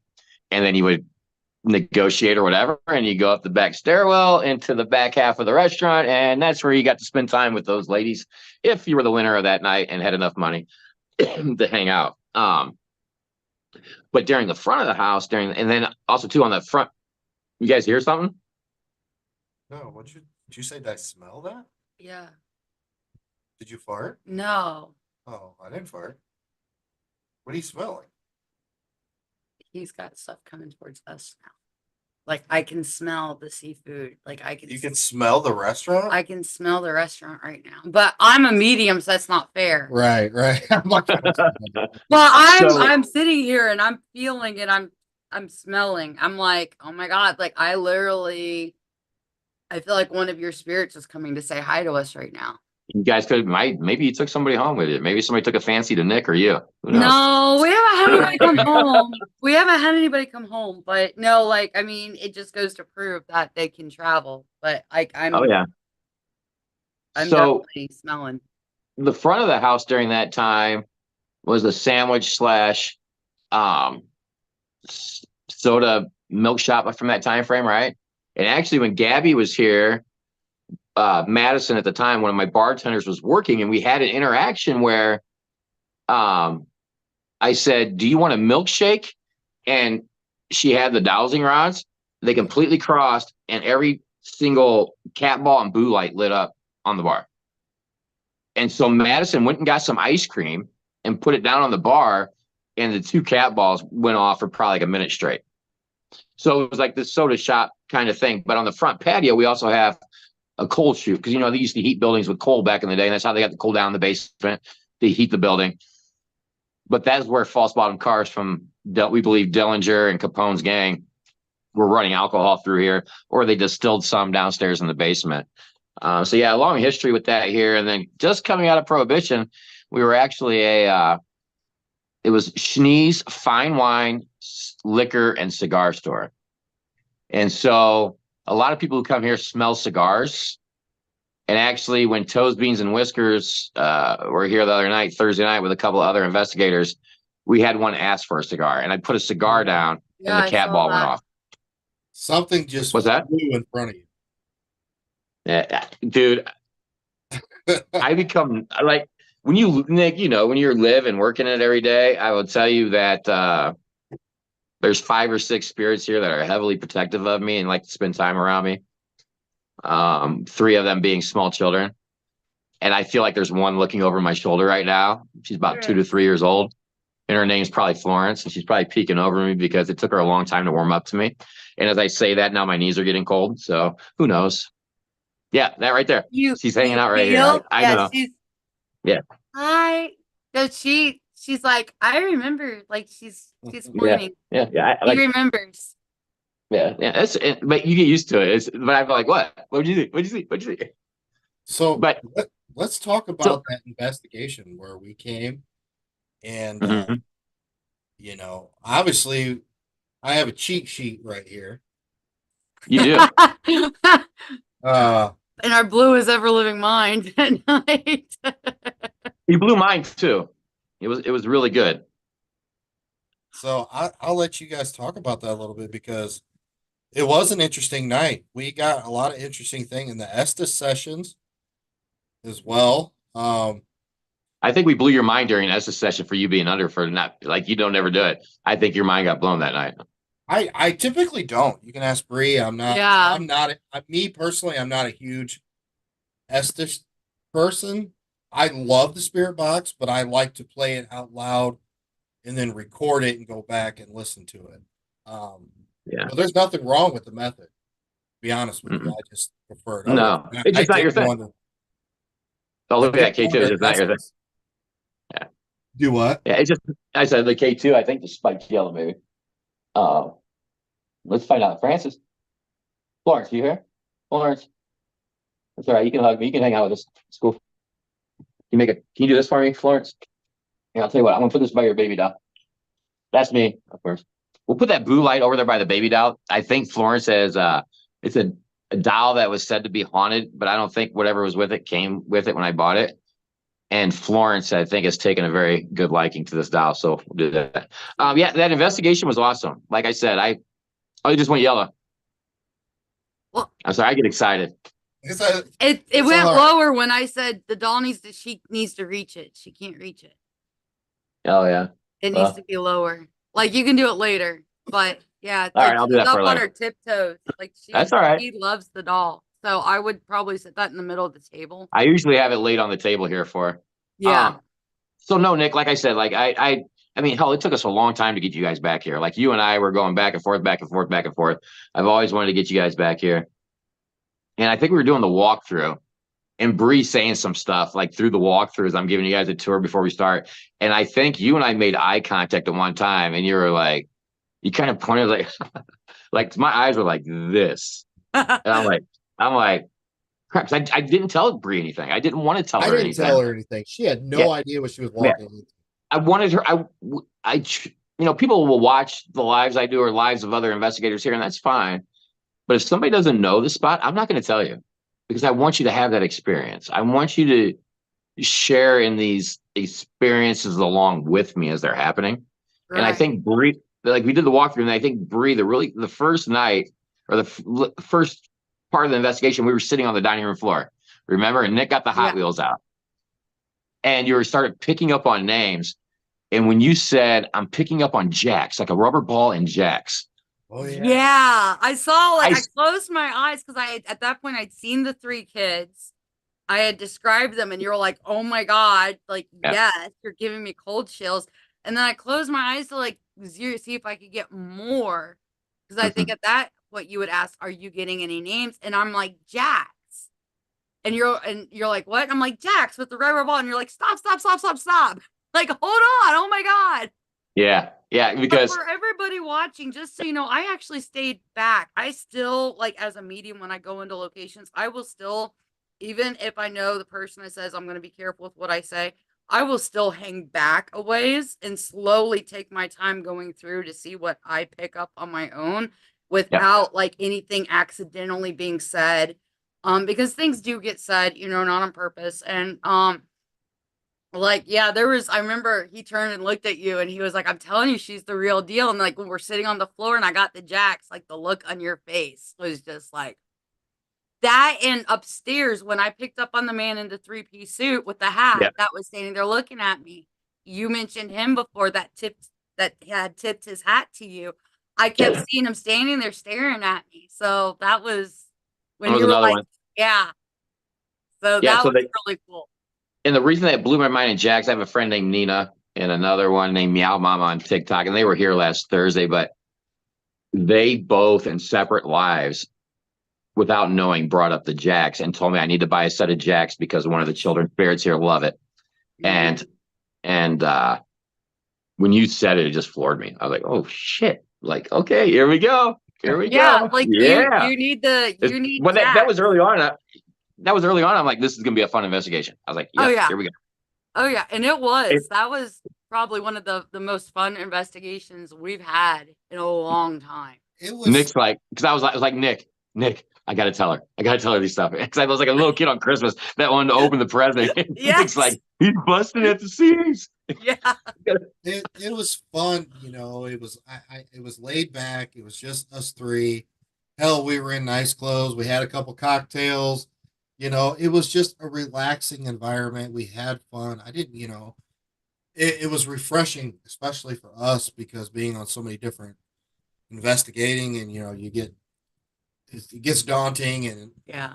Politics and blah blah blah. And it's like, Yeah. but the Estes session upstairs was crazy. The shit that was coming through in your session, Tony's session, and then even mine. Like there was one point I'm like, I don't know how I said it. I said air conditioning. Yeah, because like So it's Tony's fun. like, "Are you walking? You, Are you, you going you- back here?" And Tony actually stops and he's right at the door where like the HVAC system is. And Nick goes, "Air conditioning?" Like he's confused. And you Like said this with this giggle. You're like, air conditioning? yeah, and like Tony and I are looking at each other. Tony's like, "Right here." Yeah. Because you were like, it was funny though, because Nick, you weren't getting much. No, it was real And then slow. then you changed stations and you went back under and it said, "Is he a friend?" And I said, "Yes, he's a friend. You can talk to him. He's trusted. He's kind. He's not going to bring any harm." And I kid you not, Nick, like it was just like rattle, rattle, rattle, rattle after that. Like it started coming through. And then you were like, "Somebody walk." I'm like, "Okay, I'll walk." So I walked between your lives and I go, "Where am I walking to?" And that's when you said, "Air conditioning?" And I was standing Yeah. right in front of the HVAC unit, like right in front of the closet that held it. Mannerisms are spot on because I was like, I mean, I'm blindfolded with the noise canceling headphones on, so I had no idea where Tony was in the room. I had no idea he No. could walk. You know, you're listening to it, and then I heard air conditioning, but at first I thought, well, maybe it was a commercial, but there's no way because it's scanning so fast for it. So that's why I was like, air conditioning? Like, Yeah. He had this little Yeah. smirk on his face, didn't he, Bree? He's like, whatever. Like, I don't believe in it. And Bree turned around, looked at me, and I opened the door, and I'm like, I like, about hit the "Ooh." floor. I was like, I knew that that was needed because of how I've seen you with other sessions. Like you don't get anything. Normally, Yeah. like he'll do it and it's like nothing. And then like I go under and they won't shut up.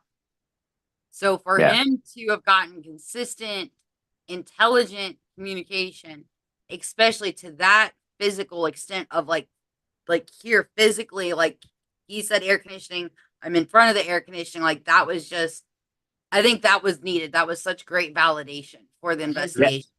Yeah, I mean so like we all three went under that night. Those Estes sessions were insane. Like even downstairs was good too, because I think they said something that only you two knew, right? Like is it the Get it, girl. Get it, girl. And but Yeah, it came through and twice Nick lost too. it, and I'm like, yeah, and I'm like, that like that's what gets me excited. It was the fact Bree knew nothing about the place. I mean, other than some brief histories, but the fact that like the intelligent responses is what excites me. Like the direct, intelligent responses. That's when you know, like, hey, it's not residual. There is something out there. Could it be who we think we're talking to? Maybe, maybe not. But it's definitely something intelligent that can tell us what we're doing in this space and time and answer our questions. Now, whether it be who we think we're talking to, who knows? But That we do not. Right. and like maybe some rabbit hole deeper, and when Adam Kimmel involves and we involve and all this shit, we come up with a theory behind it. But that night, so intelligent. Like the one with Bree was even better. Remember that? So I will say this. So Bree's under, and I had just gotten done, and I walked over, Nick, towards that little middle office where the cot is, right? And I lit a cigarette, and I heard her go, "What's that smell?" And I'm like, okay, that could be contaminated, like, because she can smell that. But the response is, it was like, go outside. I'm like, I don't want to go outside. And she's like, you need to go outside. I'm like, I'm not going outside. I like smoking in here. Is it bothering you? Yes. Like it was this whole conversation. And then I was like, do you want me to go blow the smoke out the window? And she's like, yes. So I went over, and there's a window. For you guys who don't know, there's a hallway that kind of wraps around this whole place. It's like a U. There's a hallway with a little window, and I opened it, and it's by my dry food stores. And I went over, and I'm blowing smoke out the window, and you can hear me very faintly go, is this better? And she was like, thank you. And so I walk back over to Nick, and Nick grabs his vape. And just as he goes to put the vape in his mouth, Bree goes, don't smoke. And Nick turns and looks at me, and I have my cigarette right here. And I'm like, okay, all right. I was like, oh, that's all right. We're going to smoke. And so I went, and I was like, I threw my butt out the window, and I closed the window, and I'm walking back towards Nick, and Bree out of nowhere goes, don't forget to shut the window. Yeah. And I'm like, and that's when Nick's like, what the? And just starts laughing. Okay, so to put this in perspective, even if Bree had her eyes open, there was no way clue for her to see where Tony was at on the second floor. Now, Yeah. I was closer to Tony, and I had no idea he lit up a cigarette. I could not smell it from that distance. Yeah. So for Bree to pick that up, you're talking here. He's way over here. I mean, I'm a good 15 And I feet didn't from her. smell the cigarette smoke either. That's the weird thing is like when Well, no, I came out of I'm not it. saying you did. I'm not saying you did, Right. but your mind at first, like the debunking side of me, Right. was like, okay, how can I debunk it? But then all the other questions, I was like, nope, she legitimately had it, like, on it. And then we had a server up here, and Bree's in this conversation. She's like, I love you. I'm like, who, me? No, not you. And I was like, well, who do you love? You can join us. I'm like, who, me? And they're like, no, not you. And then you're like, her. And one of my servers had came up that was hanging out with us that night. And she sat down on the cot. So guys, I was working a lot of long hours. I told them my wife bought me this camping cot, and it's where I took naps in the afternoon because I was working 18-hour days, and I needed to sleep for the sanity of my staff because I'm a real asshole when I don't sleep. So she sat on there, and Bree, as soon as she sat on the cot, Bree goes, no, on your stomach. And she rolled over. She was like, I don't want to be on camera. But anyway, she did lay on her stomach. And Bree goes, yeah, I like it like that. Yeah. And then she goes, she's so versatile. And I'm like, what the fuck does that mean? Okay, like, okay, whatever. But she was actually sitting on there on her stomach with scissors, cutting up like forms for the restaurant. Like she was doing two things at once. It was insane. She was a Insane. trooper for doing that because she was. She was. She She was was. like, She I didn't don't like want to the be on camera. I said, don't be on camera. Just lay on the bed and see what happens. She's like, okay. yeah, yeah. And it was insane. Like I I and Bree and Nick both. When you do Estes here, it's a whole nother adventure, isn't it? Oh yeah. And Bree, I mean, I know you pick up more than Nick, but it's a whole like you can hear women hitting that mountaintop. Like you can hear it. You can hear. Oh yeah. Oh yeah. I mean, There were I've got things I think I was like, I can't say this. yeah, I can't say that. Nope. yeah, I can't. and I How mean, can I? No, I can't even reword that one either. Nope. yeah. I think there was one point in time. I think it was either you or myself under. I was like, I'm gonna break you in half. I'm like, what the Yeah. crack? Like And it's what was funny, you were under when we were upstairs, and like you're talking about the Mandy that you've got, and I think I had gotten her downstairs. I think in Mhm. my first session, and she had shown back up, and then the guy was like, "Well, I want Bree in this too," or something like that. And I was like, "Bree ain't It's not the Bree's one. sitting right here." Yeah, no, it's pretty awesome. Like I know that night, like we picked up on so much stuff throughout the whole building. We really didn't go down to the basement though. No, only- we didn't get a chance We to. didn't go. We went in the basement when we walked through, but we Yeah. didn't investigate it because You know, I yeah, mean- and I'm the owner here. I don't investigate the basement. Like teams want to go down there, I'm like, go ahead. Like it's just because like I feel like, to be honest, I was like, I feel like there is a history and there was some bad stuff that happened down there. Oh yeah. And I feel like it was mafia related. I feel like it was like the yeah. alcohol related, like bad debt, people gambling losses and stuff because it was so close to that area that like there's nothing bad here. Pause. There's nothing demonic. There's nothing evil. There's nothing bad here. There are Right. angry, malevolent spirits at times who are frustrated and maybe not know why they died. Right. And so they have that they were an angry human in life. This is how they are in past life, and they're pissed off, and this is the energy that they're going to give us.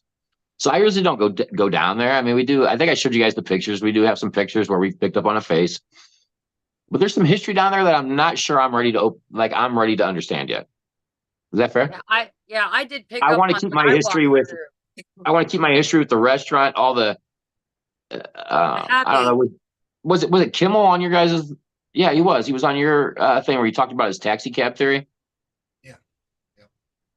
True story, because this place has so many drifters in and out. I think it's like I think in that It's, realm and that in those planes, I think that the spirits in this dimension, they still see it as that establishment. Mhm. So they're still in and out. They're frequent in this place like they would normally do it.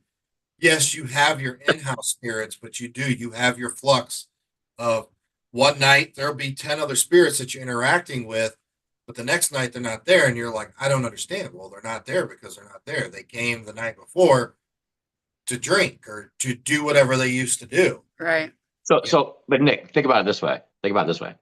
126 years of history of actually being a bar tavern, right?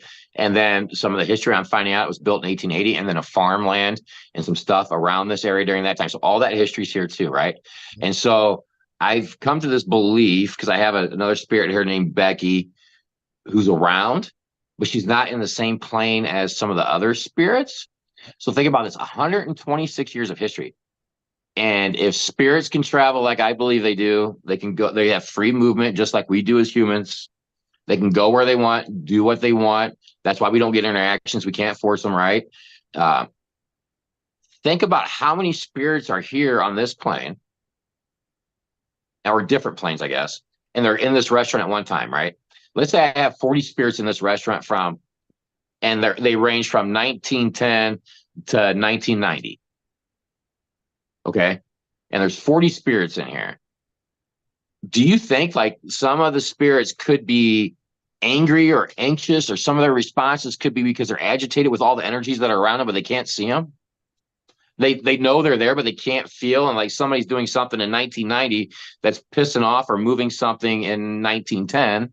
or 1920 and agitating that person, or vice versa, because it's that residual energy thing that you told me about, right? So these people are getting the residual energies off of each other.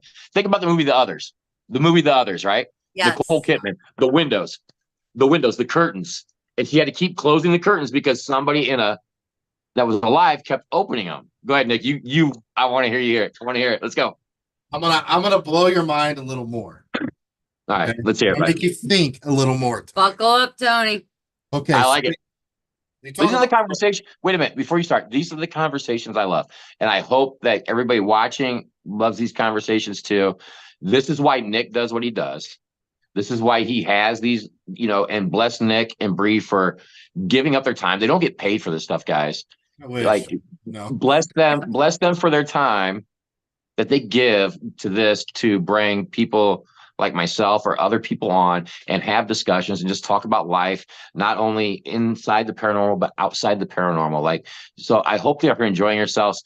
Let's all buckle up because I feel like Uncle Nick is going to take us on an adventure. Oh, baby, let's Oh do my it. God. So Thank you, Tony.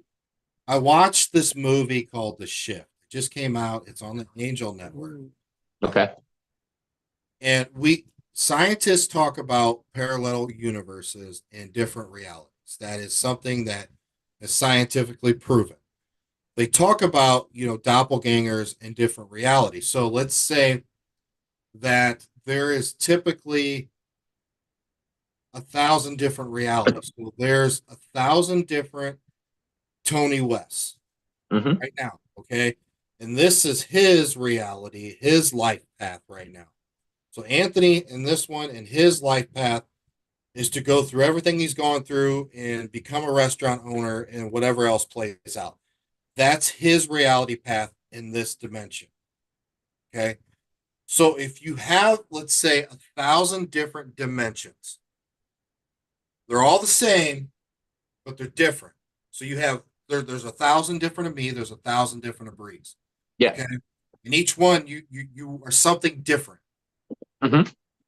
Now, in each one, you do die. Death is inevitable. So that soul, that reality now switches to that next dimension. And we talk about this all the time. We'll say, well, I don't understand. This person's picking up this at this location, but when this person comes in, they're picking up this. They don't recognize this. Then they're like, well, you're a fraud. No, you're a fraud. No, you're probably both correct.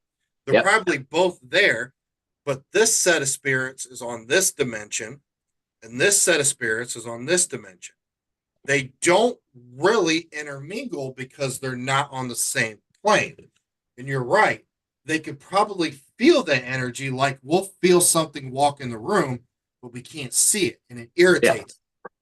Mhm. So you're kind of spot on there. So these spirits, right? So let's say that there's 40 spirits in the oyster bar right now, but only 5 are on this plane, 20 are on this plane, and the rest are on this plane.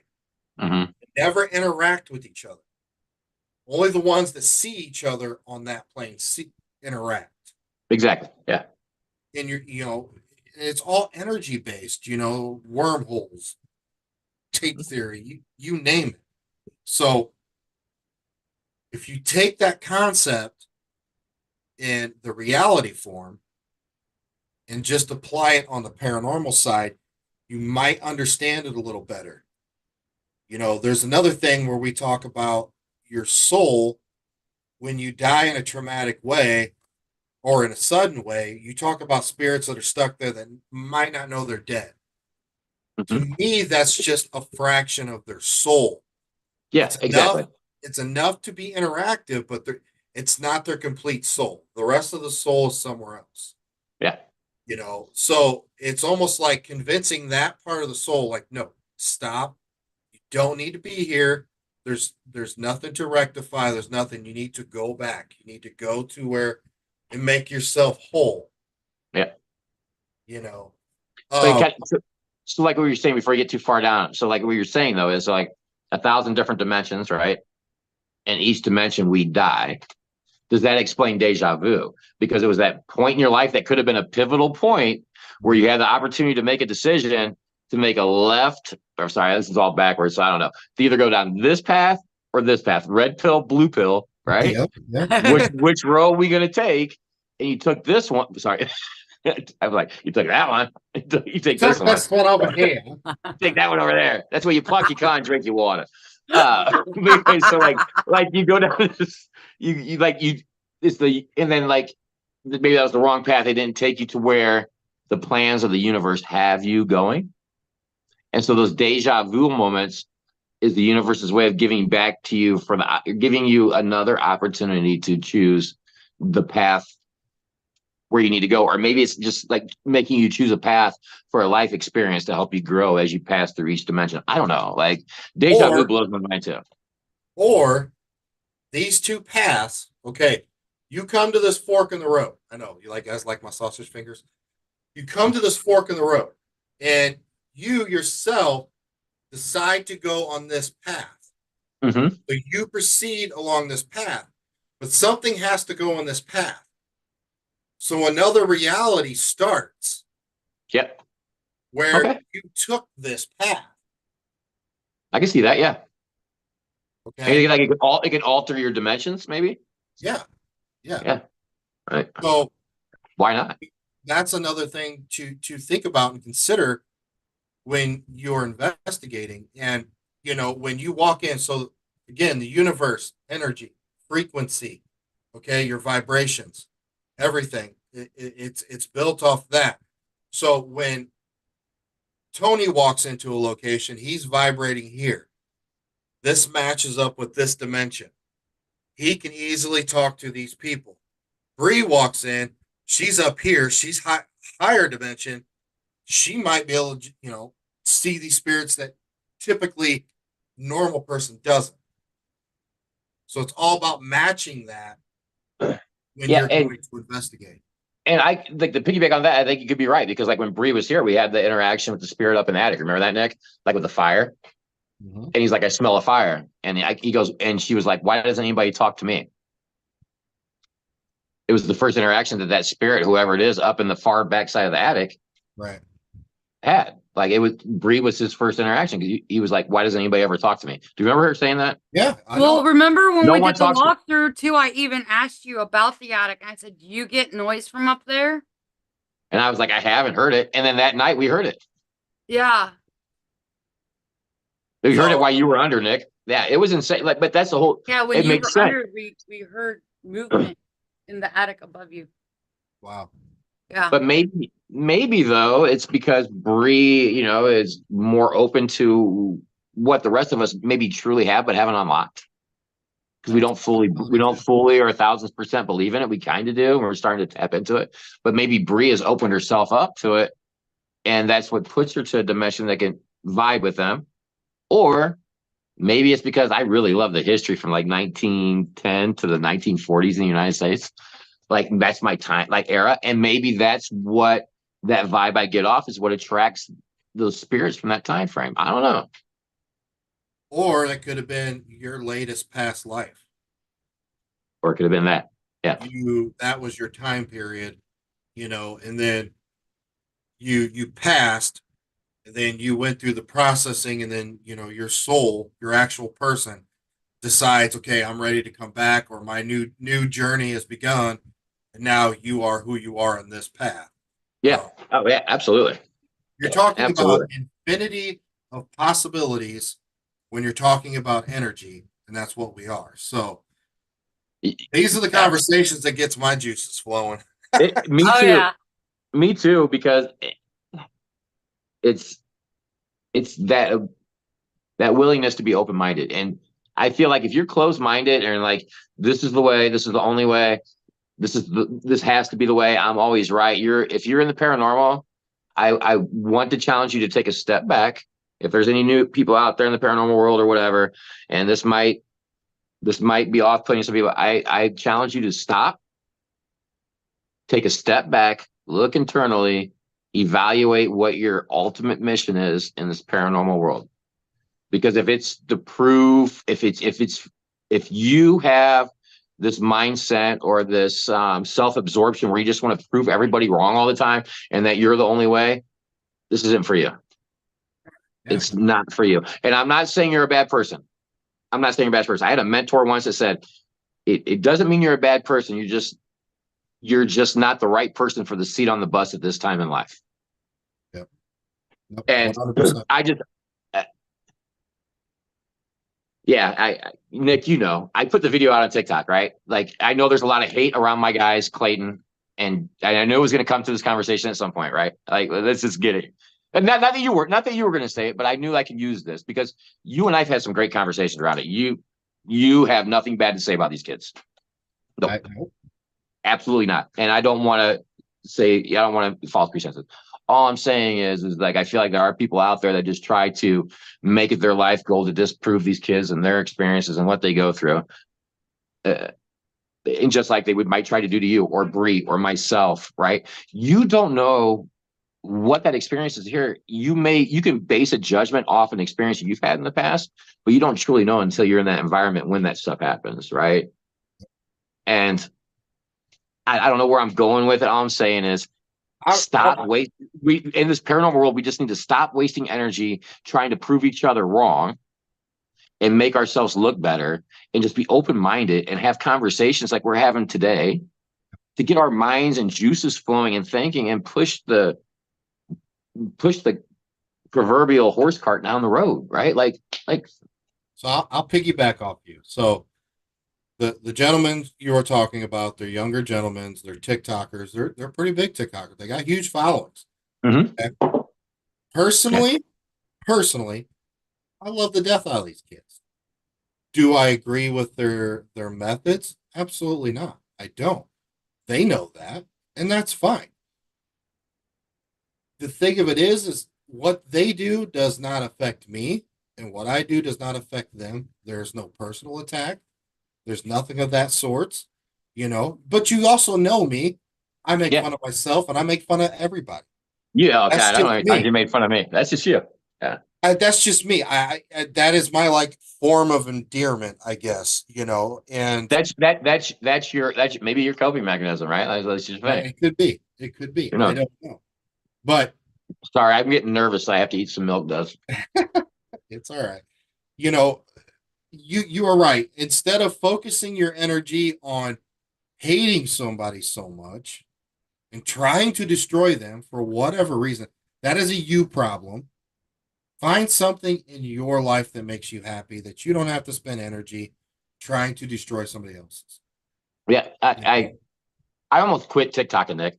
I almost gave up the paranormal altogether until you and I had a conversation. Did we not almost quit? Yeah. Close our accounts. Like, Yeah. we almost did. Until you and I had a conversation. Like, I think you and I had a long conversation because I trust you. I respect you. Like, we've had some conversation before, but like, I was over it, man. I was over the fucking negativity. Like, I was like, it's draining. Yeah. This was supposed to be something enjoyable. Like spirits are too. Like, they keep kicking that EMF, like, yeah.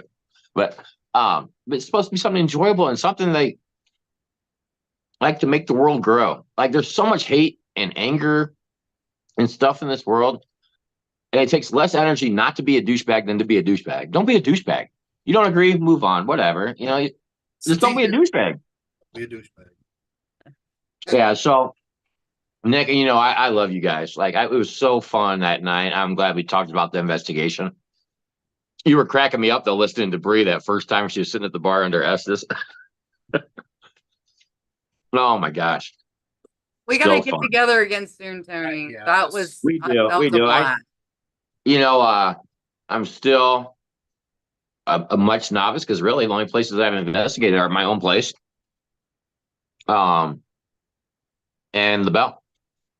That's it. Well, it's because, again, you're the owner. You run the business. You have a family.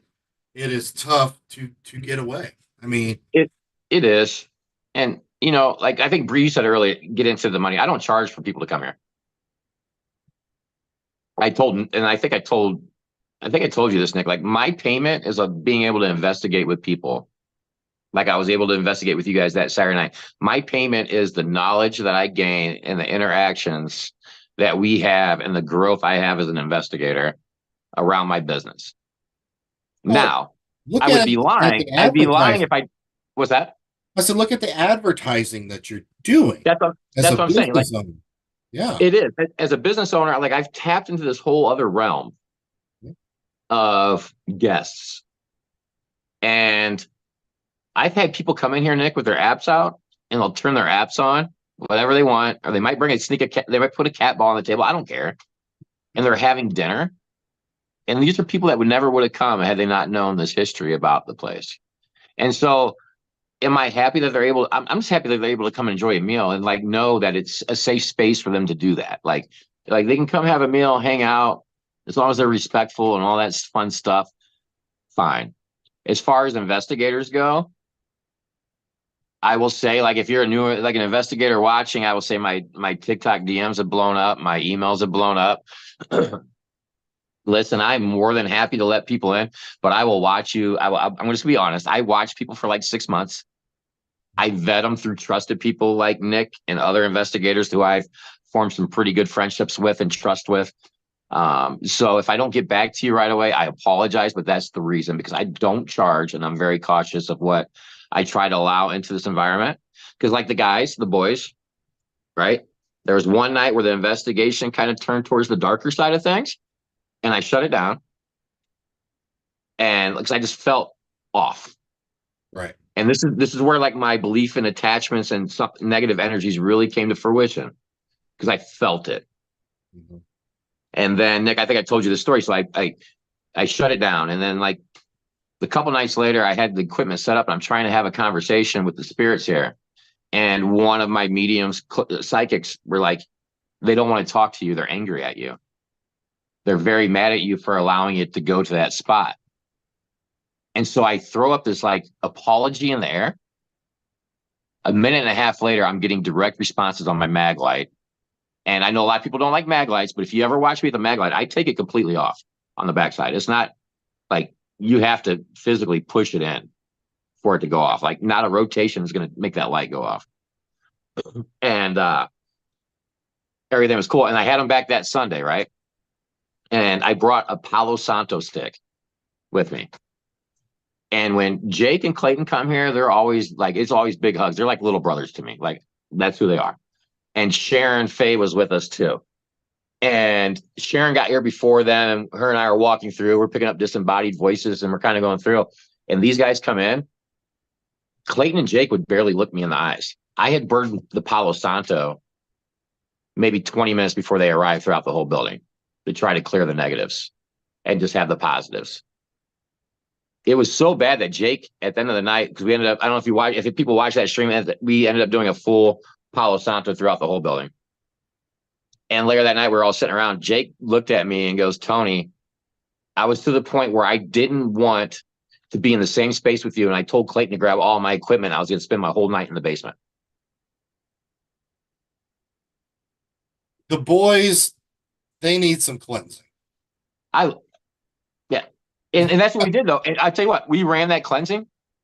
And even Sharon said, like, then we do phone calls here. So, like, if you're on TikTok and Nick wants to do this next time, I allow viewers of the people that are investigating to call in and have that interaction on the phone. That's cool. That's cool. And so we do phone Awesome. calls. We do phone calls with those guys here, and it just like the whole energy changed the place, and all these interactions started happening. So I guess that's what I'm saying. Like, do I believe it's all demonic? I don't know. Fuck, who am I? But negative, very harmful energies, yeah, 1,000%.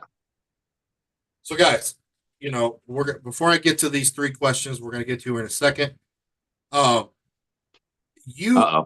You can get the opportunity to do the oyster bar. You're gonna be put on a list, and he's gonna vet you the fuck out, and he has every right to do it. This is his establishment. This is his baby.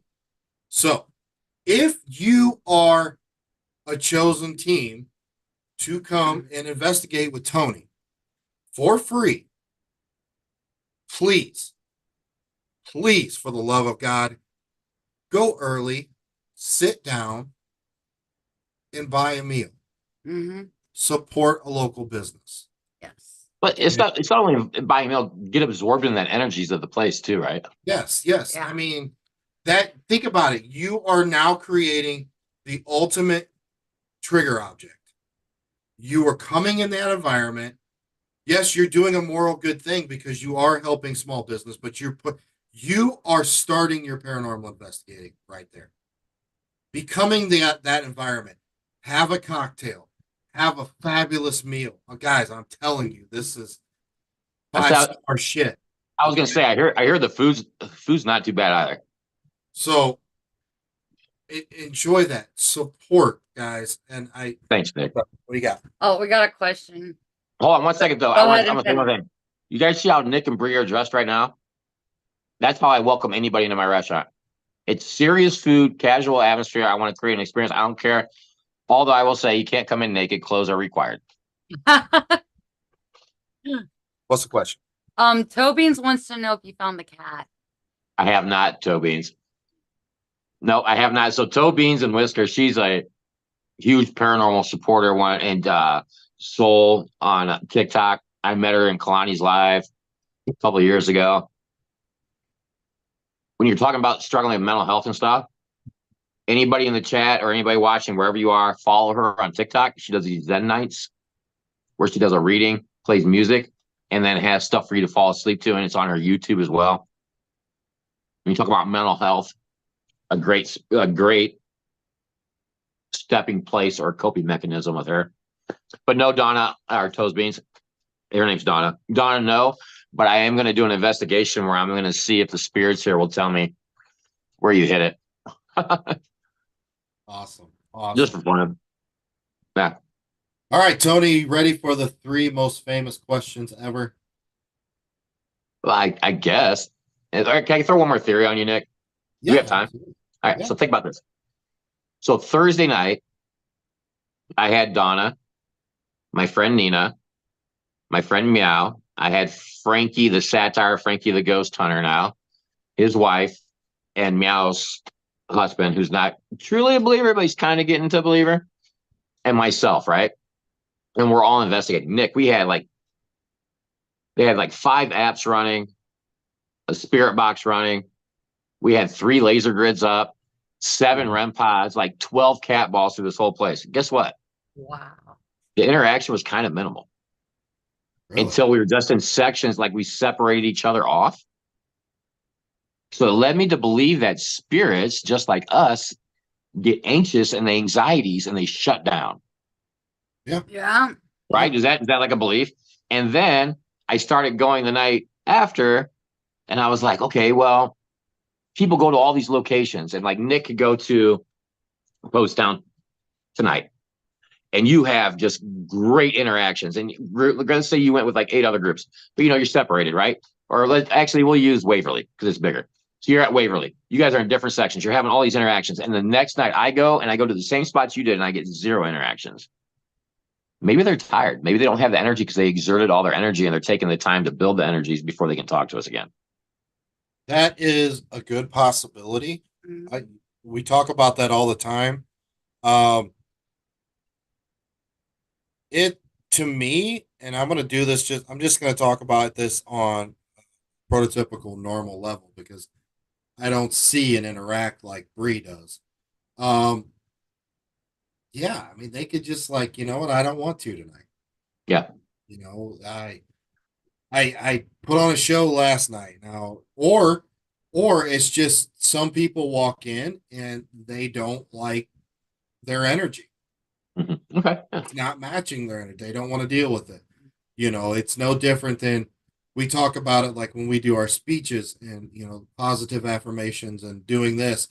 But if you want a good experience investigating, raise that vibration in there, because the lower level assholes and shit like that, they work on a lower vibration, frequencies. So you raise it, they don't want to deal with it. So you won't get that interaction. Now, there are some spirits that prefer the more one-on-one interaction. Oh yeah. They want the small groups. They can't handle a large amount of people. It's too much chaotic energy. Even if you're all sitting there completely still, just listening, and you It's too have much fun.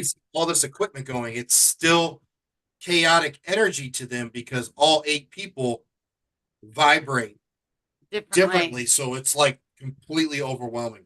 Oh yeah. Yeah. I mean, That makes sense. as a medium, Bree, what do you think about that?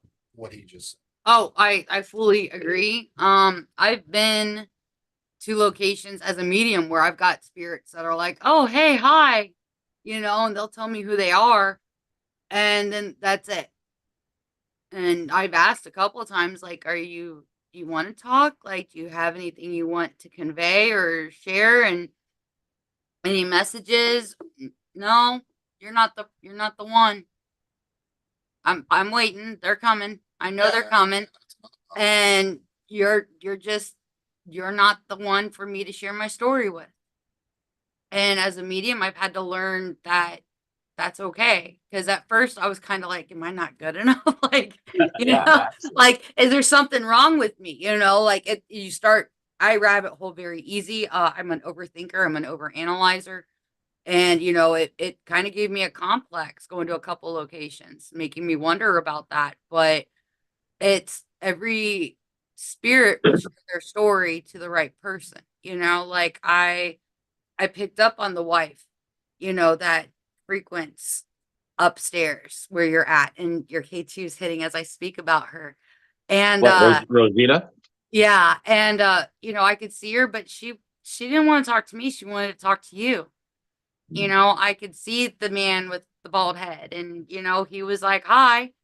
But it was like it was the other ones that wanted to come through, that wanted to talk. And the ones that I felt, the man in the attic ended up coming through with the fire. The children, they wanted to come through and show me the farmhouse and how they grew up. Like I even ended up describing different parts of, this is the wood that I'm seeing, and the Yeah. enamel,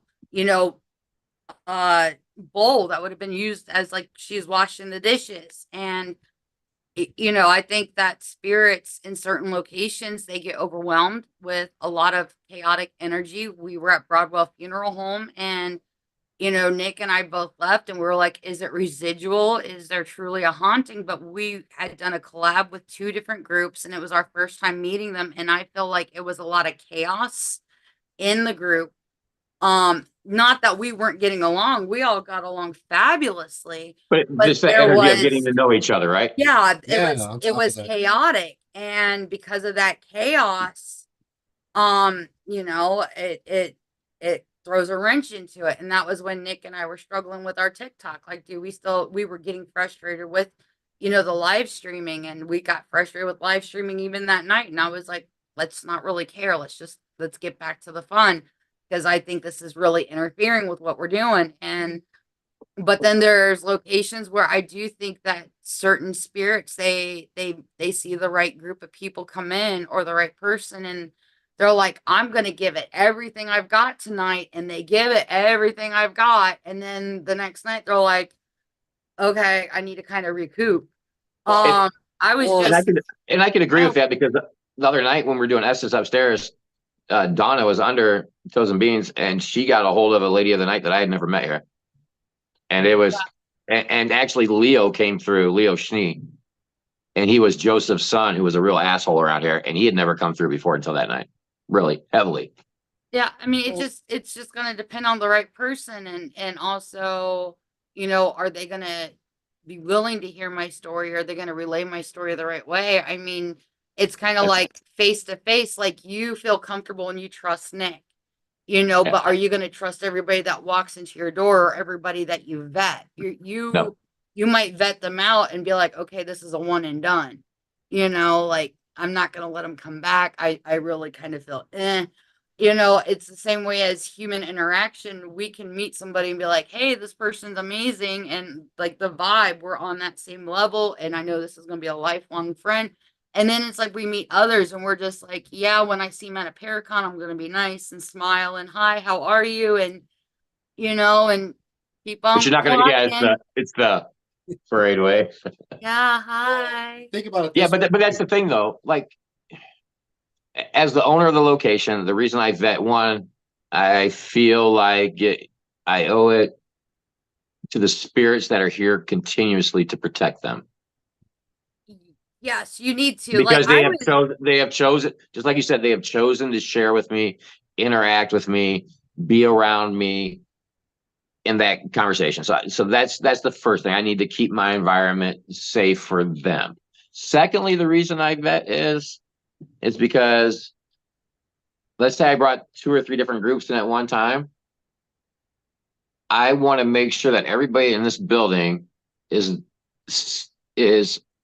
safe to be around by everybody else in the building. So I would freaking go off the rails if somebody was in my building and something very unsafe happened to them. Right? That's my duty Right. as a person. That's just my duty as a person. Like the people, keep them safe because they're trusting me. I need to trust them. They're in my space. They need to know that the rules and the guidelines. And then 2, I never want any investigator or anybody to be in my space and not feel safe. Right. Well, like I And was just at Wildwood, and it's so important that you protect your spirits. yeah, You know, I was there for a full week, and I've got a really interesting relationship with the spirits at Wildwood. And, you know, the owners, Brooke and Zach, they've become like family, you know, and Nick and I are trying our hardest to help them with some of the renovations and the restorations that need to be I taken think it's awesome. there. And you know, when you build a relationship with the spirits, you've got to be protective of them. They're going to protect you, but you also need to be protective of them as well. Like the spirits at Wildwood, I know for a fact I don't have to worry about stuff. Like another spirit could walk in, they, with how it's positioned with a graveyard, and it's also on a reservation, there's a lot of spiritual energy in that town and in that area that's constantly moving in and through. And with the history of a sanitarium and then 3 different apartments in that building, and I know that those spirits would throw down for me. Like I know that they will protect me. Those spirits have actually shown up at other locations, specifically have come through different devices saying that we're here to protect Bree. Just as much as I know if you were to go somewhere else, Tony, your spirits would show Mandy would probably, they would come through and be like, we're here to protect Tony. There's 2 spirits that definitely, there's 3 spirits that follow me all the time. One being Mikey. He used to be a dishwasher here, had no family. He was abandoned as a child when I was working my first tour of duty here, and I would meet him for breakfast. And he had a caseworker, and he didn't have a lot of schooling, and I would meet him for breakfast at Cindy's Diner every morning, no matter how hungover I was, or maybe even still drunk because I was a young chef doing stupid shit. Chasing tail till 4:30 in the morning, Nick, but we would sit there and have breakfast, and I would help him with his math homework. I mean, he became like that uncle for me, and I know he's here. There's been several people that have mentioned him. Bree, I think you were one of them as well. And so he follows me. There's Ben, the little boy. He'll follow me. Florence won't follow me yet because there's something that happened to her by a male. And I haven't put my finger on it yet, but she is very cautious of males. She doesn't, the whole time you guys were here, I will tell you this, when I was standing with the ice machine and Nick was under Estes or standing behind his feed, she was attached to my hip, looking around my shoulder to check him out. She was cool with you. Like if you got next to me, she would move. But if he came around, she would be like right here on my hip, kind of like she is now. Like she would not move. So like, I know they're the ones that will follow me and the ones that won't.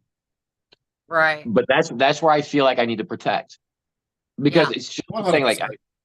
I hate investigations where they try to provoke or disrespect the spirits. Like it's not cool, man. If they're, I don't know, to us they're not here, but to them they're there. If I So it's a human find out being. anybody, Treat them like a human being. Yeah. I find out anybody goes to your establishment and acts like an asshole. Not only are you gonna have to deal with Tony, but when Tony's done with you, you're gonna have to fucking deal with us. Oh, Yeah, and yeah, It's I'll throw hands real quick. yeah. No, you guys. No, like I'm protective. Like, I mean, there's, But you being guys a wouldn't have gotten. You medium, guys wouldn't have gotten the interactions you got if you weren't good people. I'll tell you that right now.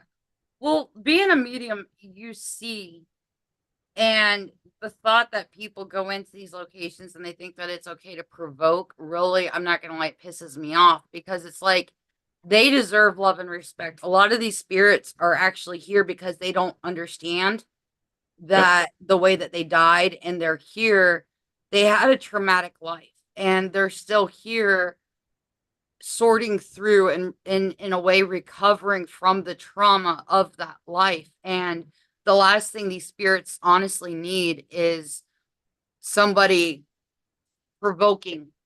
Yep. You know, Yeah, I you're right. mean, as a human being, it, you know, like having been in traumatic relationships before, you know, Nick can tell you I still have certain trauma responses, and it can be really silly and stupid stuff, you know, that's trauma related.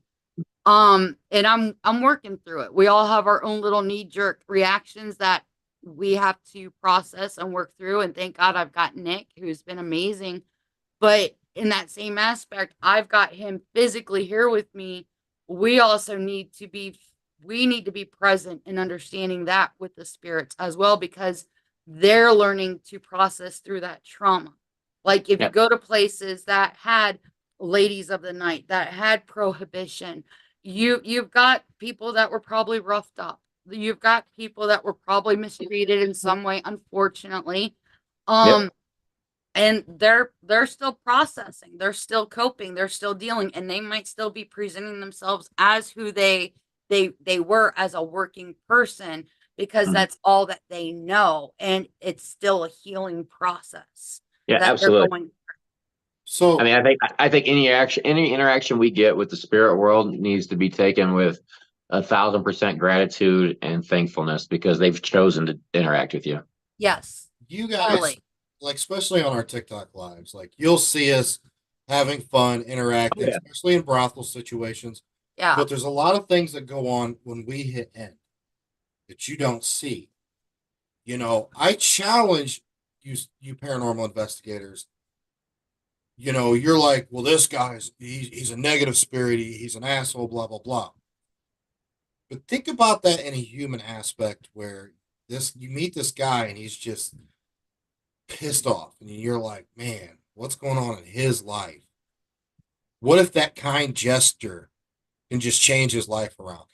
Think about that in the spiritual aspect. This guy might be just pissy and grumpy and nasty, but if you talk to him long enough and try to convince him that, hey, it's gonna be okay. Hey, it's okay to cross over. Guy, you're not going to hell. Relax. Talk to us. You might be able to fix that situation for that spirit. Yeah. You know, same what you could in human life, like in Yeah. living life. So there's a lot. Everybody needs to change their mindset. And I'm not like my way is the highway or Tony's way is No, the no, you were never that way. That's why I What love I'm you. asking You're never you that is way. open your mind to other possibilities. Think deeper. Yeah. Put the human element into the spirit element.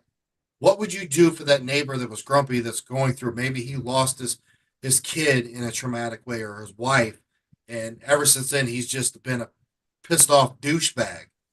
Yeah. There's a reason Why is for he it. angry? Right. Random acts of kindness, small ripples make huge waves. And we've talked about this many times. And Oh yeah. that's a saying I will say forever, right? Like little ripples make huge waves. It'll change. That random smile down the street. My goal every day is to give a random smile and make a random stranger smile and do something out of the norm for somebody every day just to improve their day. And I live my life going, what am I doing today that's going to make those who are important and my loved ones in my life, their day easier? Am I making their day easier or harder? And that was just a recent challenge from my wife 6 months ago because I was in this angry place of stress and everything going on. And she challenged me to that. And I've been switching my mindset. And it's a great place to live in, man. Like hashtag make kind the new cool. Right. Yeah. Like, And you got guys, you gotta have to understand as you are leveling up your life, you're leveling up your vibration, you are trying to become a better person. There are going to be people that you come across that don't like it, and they're going to attack you and keep attacking. You have to ignore it. And I'm telling you this from experience. There's people that we deal with on that aspect, and you have to ignore it. Don't stoop to their level. Move forward because you've moved past it. That's a them issue, not a you issue. You know, so move forward. yeah. All right. So Tony, All right. I know The three questions. I know we could go all night, man. I know. me and You and you I. could sit here till 3 a.m, and I wouldn't even know it was 3 a.m. I I know love that. talking to you. I love it too, man. I This know like that Your Yeah, mind is open like mine, and I love Yeah. that. Real quick though, I do want to say this, Tony. When we end everything, even the recording and YouTube, don't hang up. I need to tell you about Florence. all right, please. Yes, I'd love to hear that. Yeah. Because that came through when we were there last, and I even came home, and when we got home, I was like, "Oh, I forgot to tell him." All right. Old All right, World go ahead. Paranormal Podcast, we ask every guest 3 specific questions. Are you ready for these? Hold on a minute. Let me get my camera right. Yeah, okay, good. All right. Tell all our listeners across the globe, Tony, if you're not aware, we have about 25, 30,000 listeners in 40 different countries. Wow. Tell everybody an interesting or weird fact about yourself that most people wouldn't know. I was an undrafted free agent for the Reds coming out of high school. Played minor league ball for 2 years. A lot of people don't know that fact about me. Nice. He's a baller. I love baseball. Baseball. I will eat, sleep, and breathe baseball. So you know what? I'm going to share something different. Yeah. I play harmonica. I was in a blues band for a long time. I play harmonica. Musically, love it. I also play harmonica with hip hop. If you're around town, I have a show coming up called Purple Thriller 5, where we do Michael Jackson versus Prince, and I'll be playing on the Michael Jackson tunes with electronic drummer Kenny Redman. Oh, I know Kenny. Yeah, he mixes it up. So yeah, I play harmonica and I play baseball, but baseball is my biggest passion next to family, my kid, food, and and paranormal now. So yeah. Okay, next question. So this is going to happen. So eventually, I'm going to kidnap you, and we're going to go investigate somewhere else. Okay. Okay. Yes. So, us in the paranormal field, and somebody called me out on this on one of my posts today about gurgling and making weird noises during investigating because we're weird Mexican food lovers. Yes. So we love to go eat Mexican before investigating. And Yeah. The paranormal bubble guts. During your investigation that we're going to take you to, what would be your go-to snacks and drinks that's not oyster bar related? Okay, so snacks, it's Swedish Fish and Sour Patch Kids. I love Swedish Fish, but I also love that sugar of the Sour Patch Kids. And if you're talking like, dude, really, and so that's like the candy side of things. The other snack are those freaking $1 packs of turkey sticks from Aldi's. You know what I'm talking about?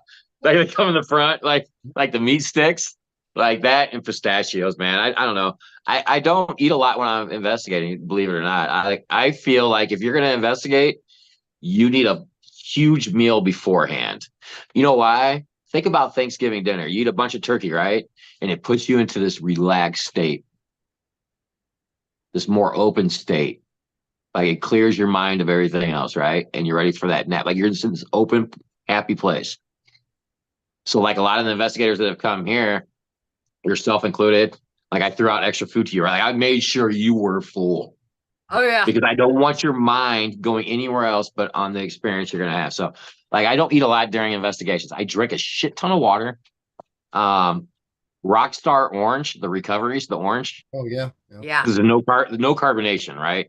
And then if we are at a location every once in a while before I investigate, I can show it on here.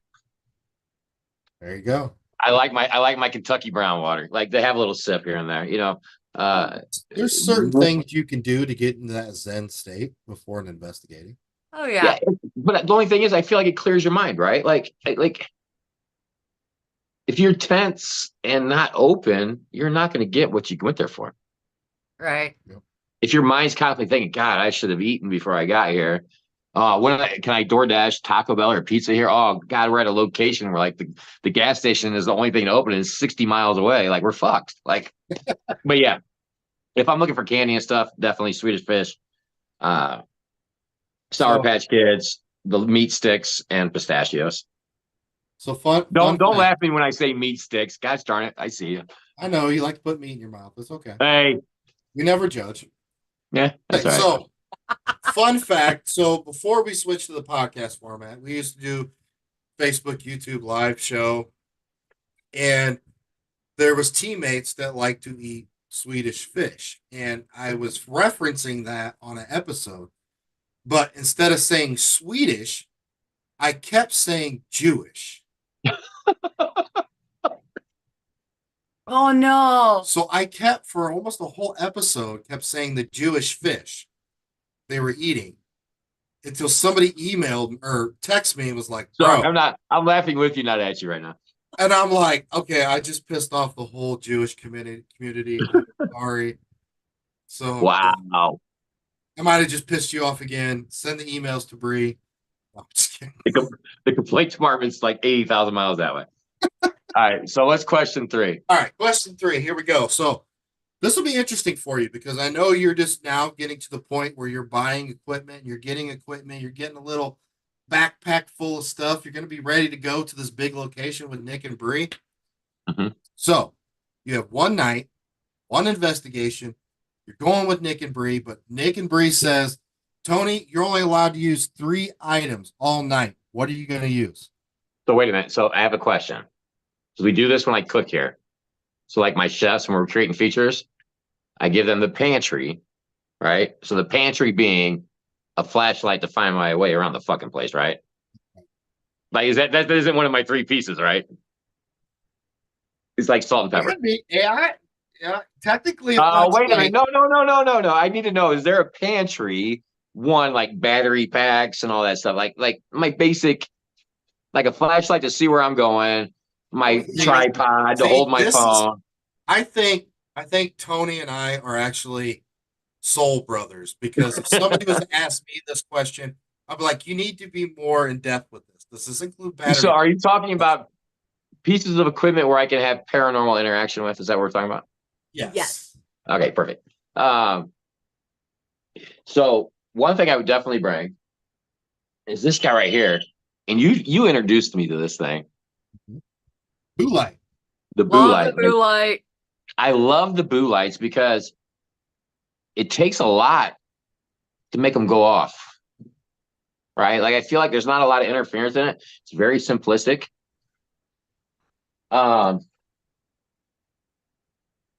Man, I'm bringing my spirit box, the one thing I don't fucking own yet, because, and the reason being is you can use it 2 ways, right? SP7. I can dig We're gonna around. look. I'll look and see if I have. No. I'm gonna buy. But my thing is about the spirit box. You can use it 2 ways, right? Estes or out loud. Right. It's multifunctional. And then thirdly, I'm probably gonna bring a music box. And the reason it's the coffin shaped one, right? I know they're really expensive, but something like that. And I'm gonna plug one of my buddies real quick. Atrox Paranormal. Follow him on TikTok. JT's a great guy. He can make custom stuff for that. He made my cat ball holders, which are back here right now. A bunch of other stuff. But a music box. And the reason I wanted to do the music box is I could ask for the spirit. And I got this at the Bell with a William in the poker room closet. 1 rotation. I've gotten it with Ben here holding up fingers. Like I held up 2 fingers, like Ben, light the music box up for how many fingers? And it was 1, 2, and then stops. Because I feel like they can give enough energy. So as long as it's the one with just the sensor, but yeah. So yeah, music box, spirit box, and what did I say? What's that on? Oh, the blue light. Well, blue light, yeah. But I'm also starting to fall in love with the K2 recently. So Do you know the William you were interacting with in the poker room? I do not. So that interaction was really strange, Nick. So Can I tell you who you were interacting hold on. with? Let me tell you something real quick. So we're in there, right? And you've been in the poker room. You walk in, there's the chairs, right? Mine was with the one, my back to the room behind me, across the hall, right? And I kept on my live, I kept seeing a shadow moving around, short shadow, moving around about or whatever. And I put the music box towards that closet and started having intelligent interactions. And then my friend, whose daughter passed away, her daughter Victoria, Tori comes. She ended up at that location. She's got this traveling stuff. I don't know. And I was like, William, is Tori with you? Light up the music box once, and it went chink. And William didn't like somebody I was with that night, and a male spirit in the house. So I don't know who William is, but I'd love to hear the backstory because I have a feeling like I'm touching on something that you've had an interaction with that not many people have had an interaction with there in that closet. The second owners of that building Okay. was William and Laura Noble. Do they have a William Jr.? They do. About 13 or 14 when he passed? No, William Jr. lived a full life. His Okay. house is still standing on Rudisill. Okay. Interesting. So why would a child, maybe it was somebody not giving their full age? Because it kept saying it was 13 or 14. It said it was like a teen. But He's referencing something else. Okay. Interesting. So, Huh. That's crazy. That's why I like talking to you. Like that's the whole thing, like this shared history. But yeah, I think Got that's anything else? You're good? Yeah, and YouTube's good. YouTube's been you've got I am Paranormal Mal has been on here, and oh yeah. Toe Beans and Whiskers, and let's see, we've got Nikki Bowling in the house, of course, Ellen and Paranormal. You even had Ghost show up. Oh yeah. So guys, follow Crossroad Paranormal came in and said hi. Hey, listen, by the way, I told you guys about them. Nick, Crossroad Paranormal.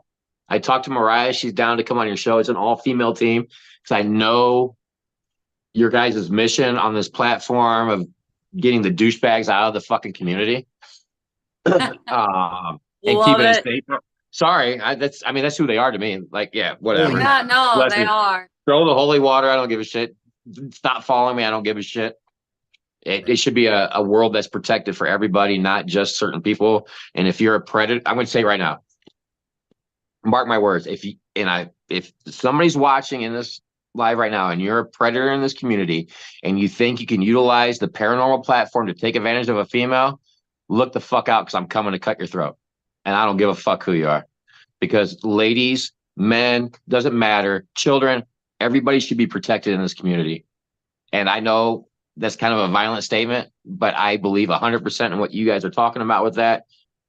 You're going to have to fuck with me. And I know that I can see it in the guy's eyes right now, nodding his head. I'm not the only one you're going to fuck with.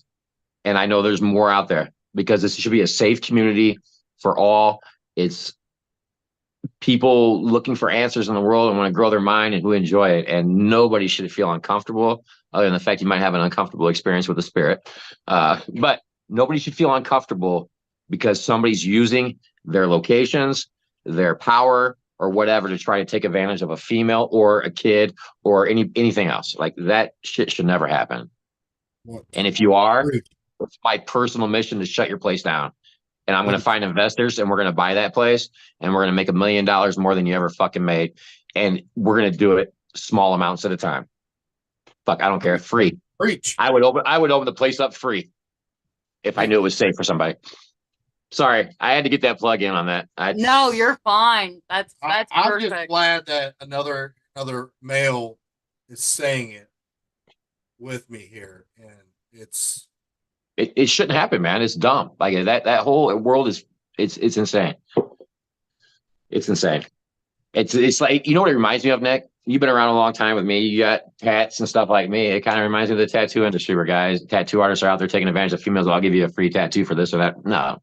Yeah. Forget all that, man. Like, Yep. Come on. So. Well, Tony, I appreciate you, brother. And Tony just lost 1,000 followers like that, but I don't care. Hey, we're all douchebags anyways. Gotta go. Yeah. Guys, seriously, Fort Wayne, Indiana. We have a wonderful place here. It's a wonderful town. A lot of things to do. And when you come up this way, please go to the Oyster Bar. I'm not just plugging this because he's a friend of mine. I don't just plug for anybody. And guys, I vetted Tony out. I vetted his restaurant out. I vetted his food out.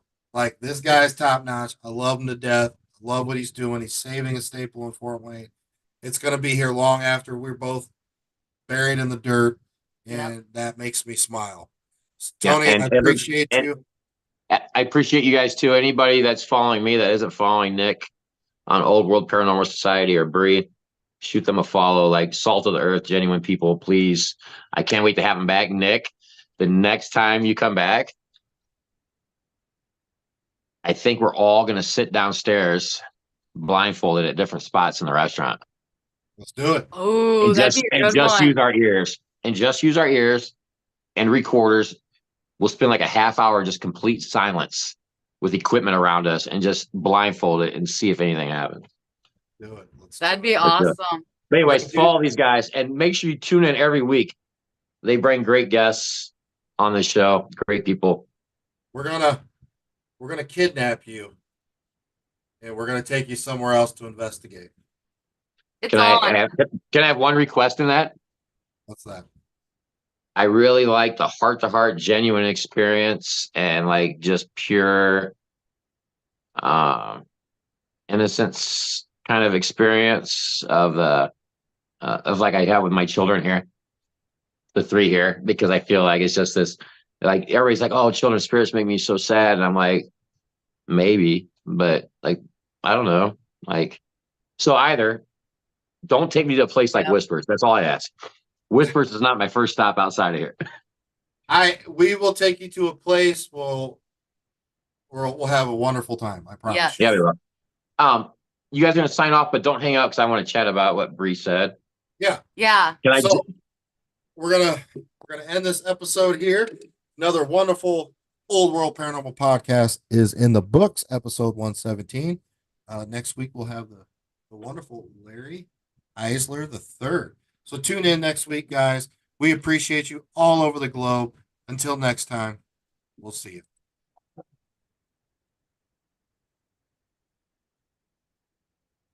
TikTok, you guys are amazing as usual, guys. Help spread the word on TikTok. Join the conversation. That's why we're giving you this opportunity. Help spread it out. Share, share, share.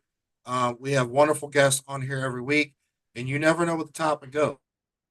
I will have that hard conversation. I will call people out. I don't have any problem with it, but also I would rather just have a good time, on the episode. So, YouTube, thank you so much.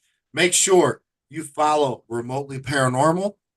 And if you get a chance, the lovely Bree now does readings. So if you want a chance to dive into something personal about yourself and the spiritual side, get a hold of Bree and book a reading right now. I promise you, she's the real deal. Your mind will be blown away. So Remotely Paranormal on it. So Paranormal Trip and Bree on YouTube. Yeah. Paranormal Trip and Bree. Paranormal Trip and Bree or Bree's Hollingshead on Facebook. Or you can now watch it on the Old World Paranormal Society YouTube channel, the channel you are on right now. The latest episode is up where we did Wildwood. Yes. So, YouTube, peace. Thank you. We love you.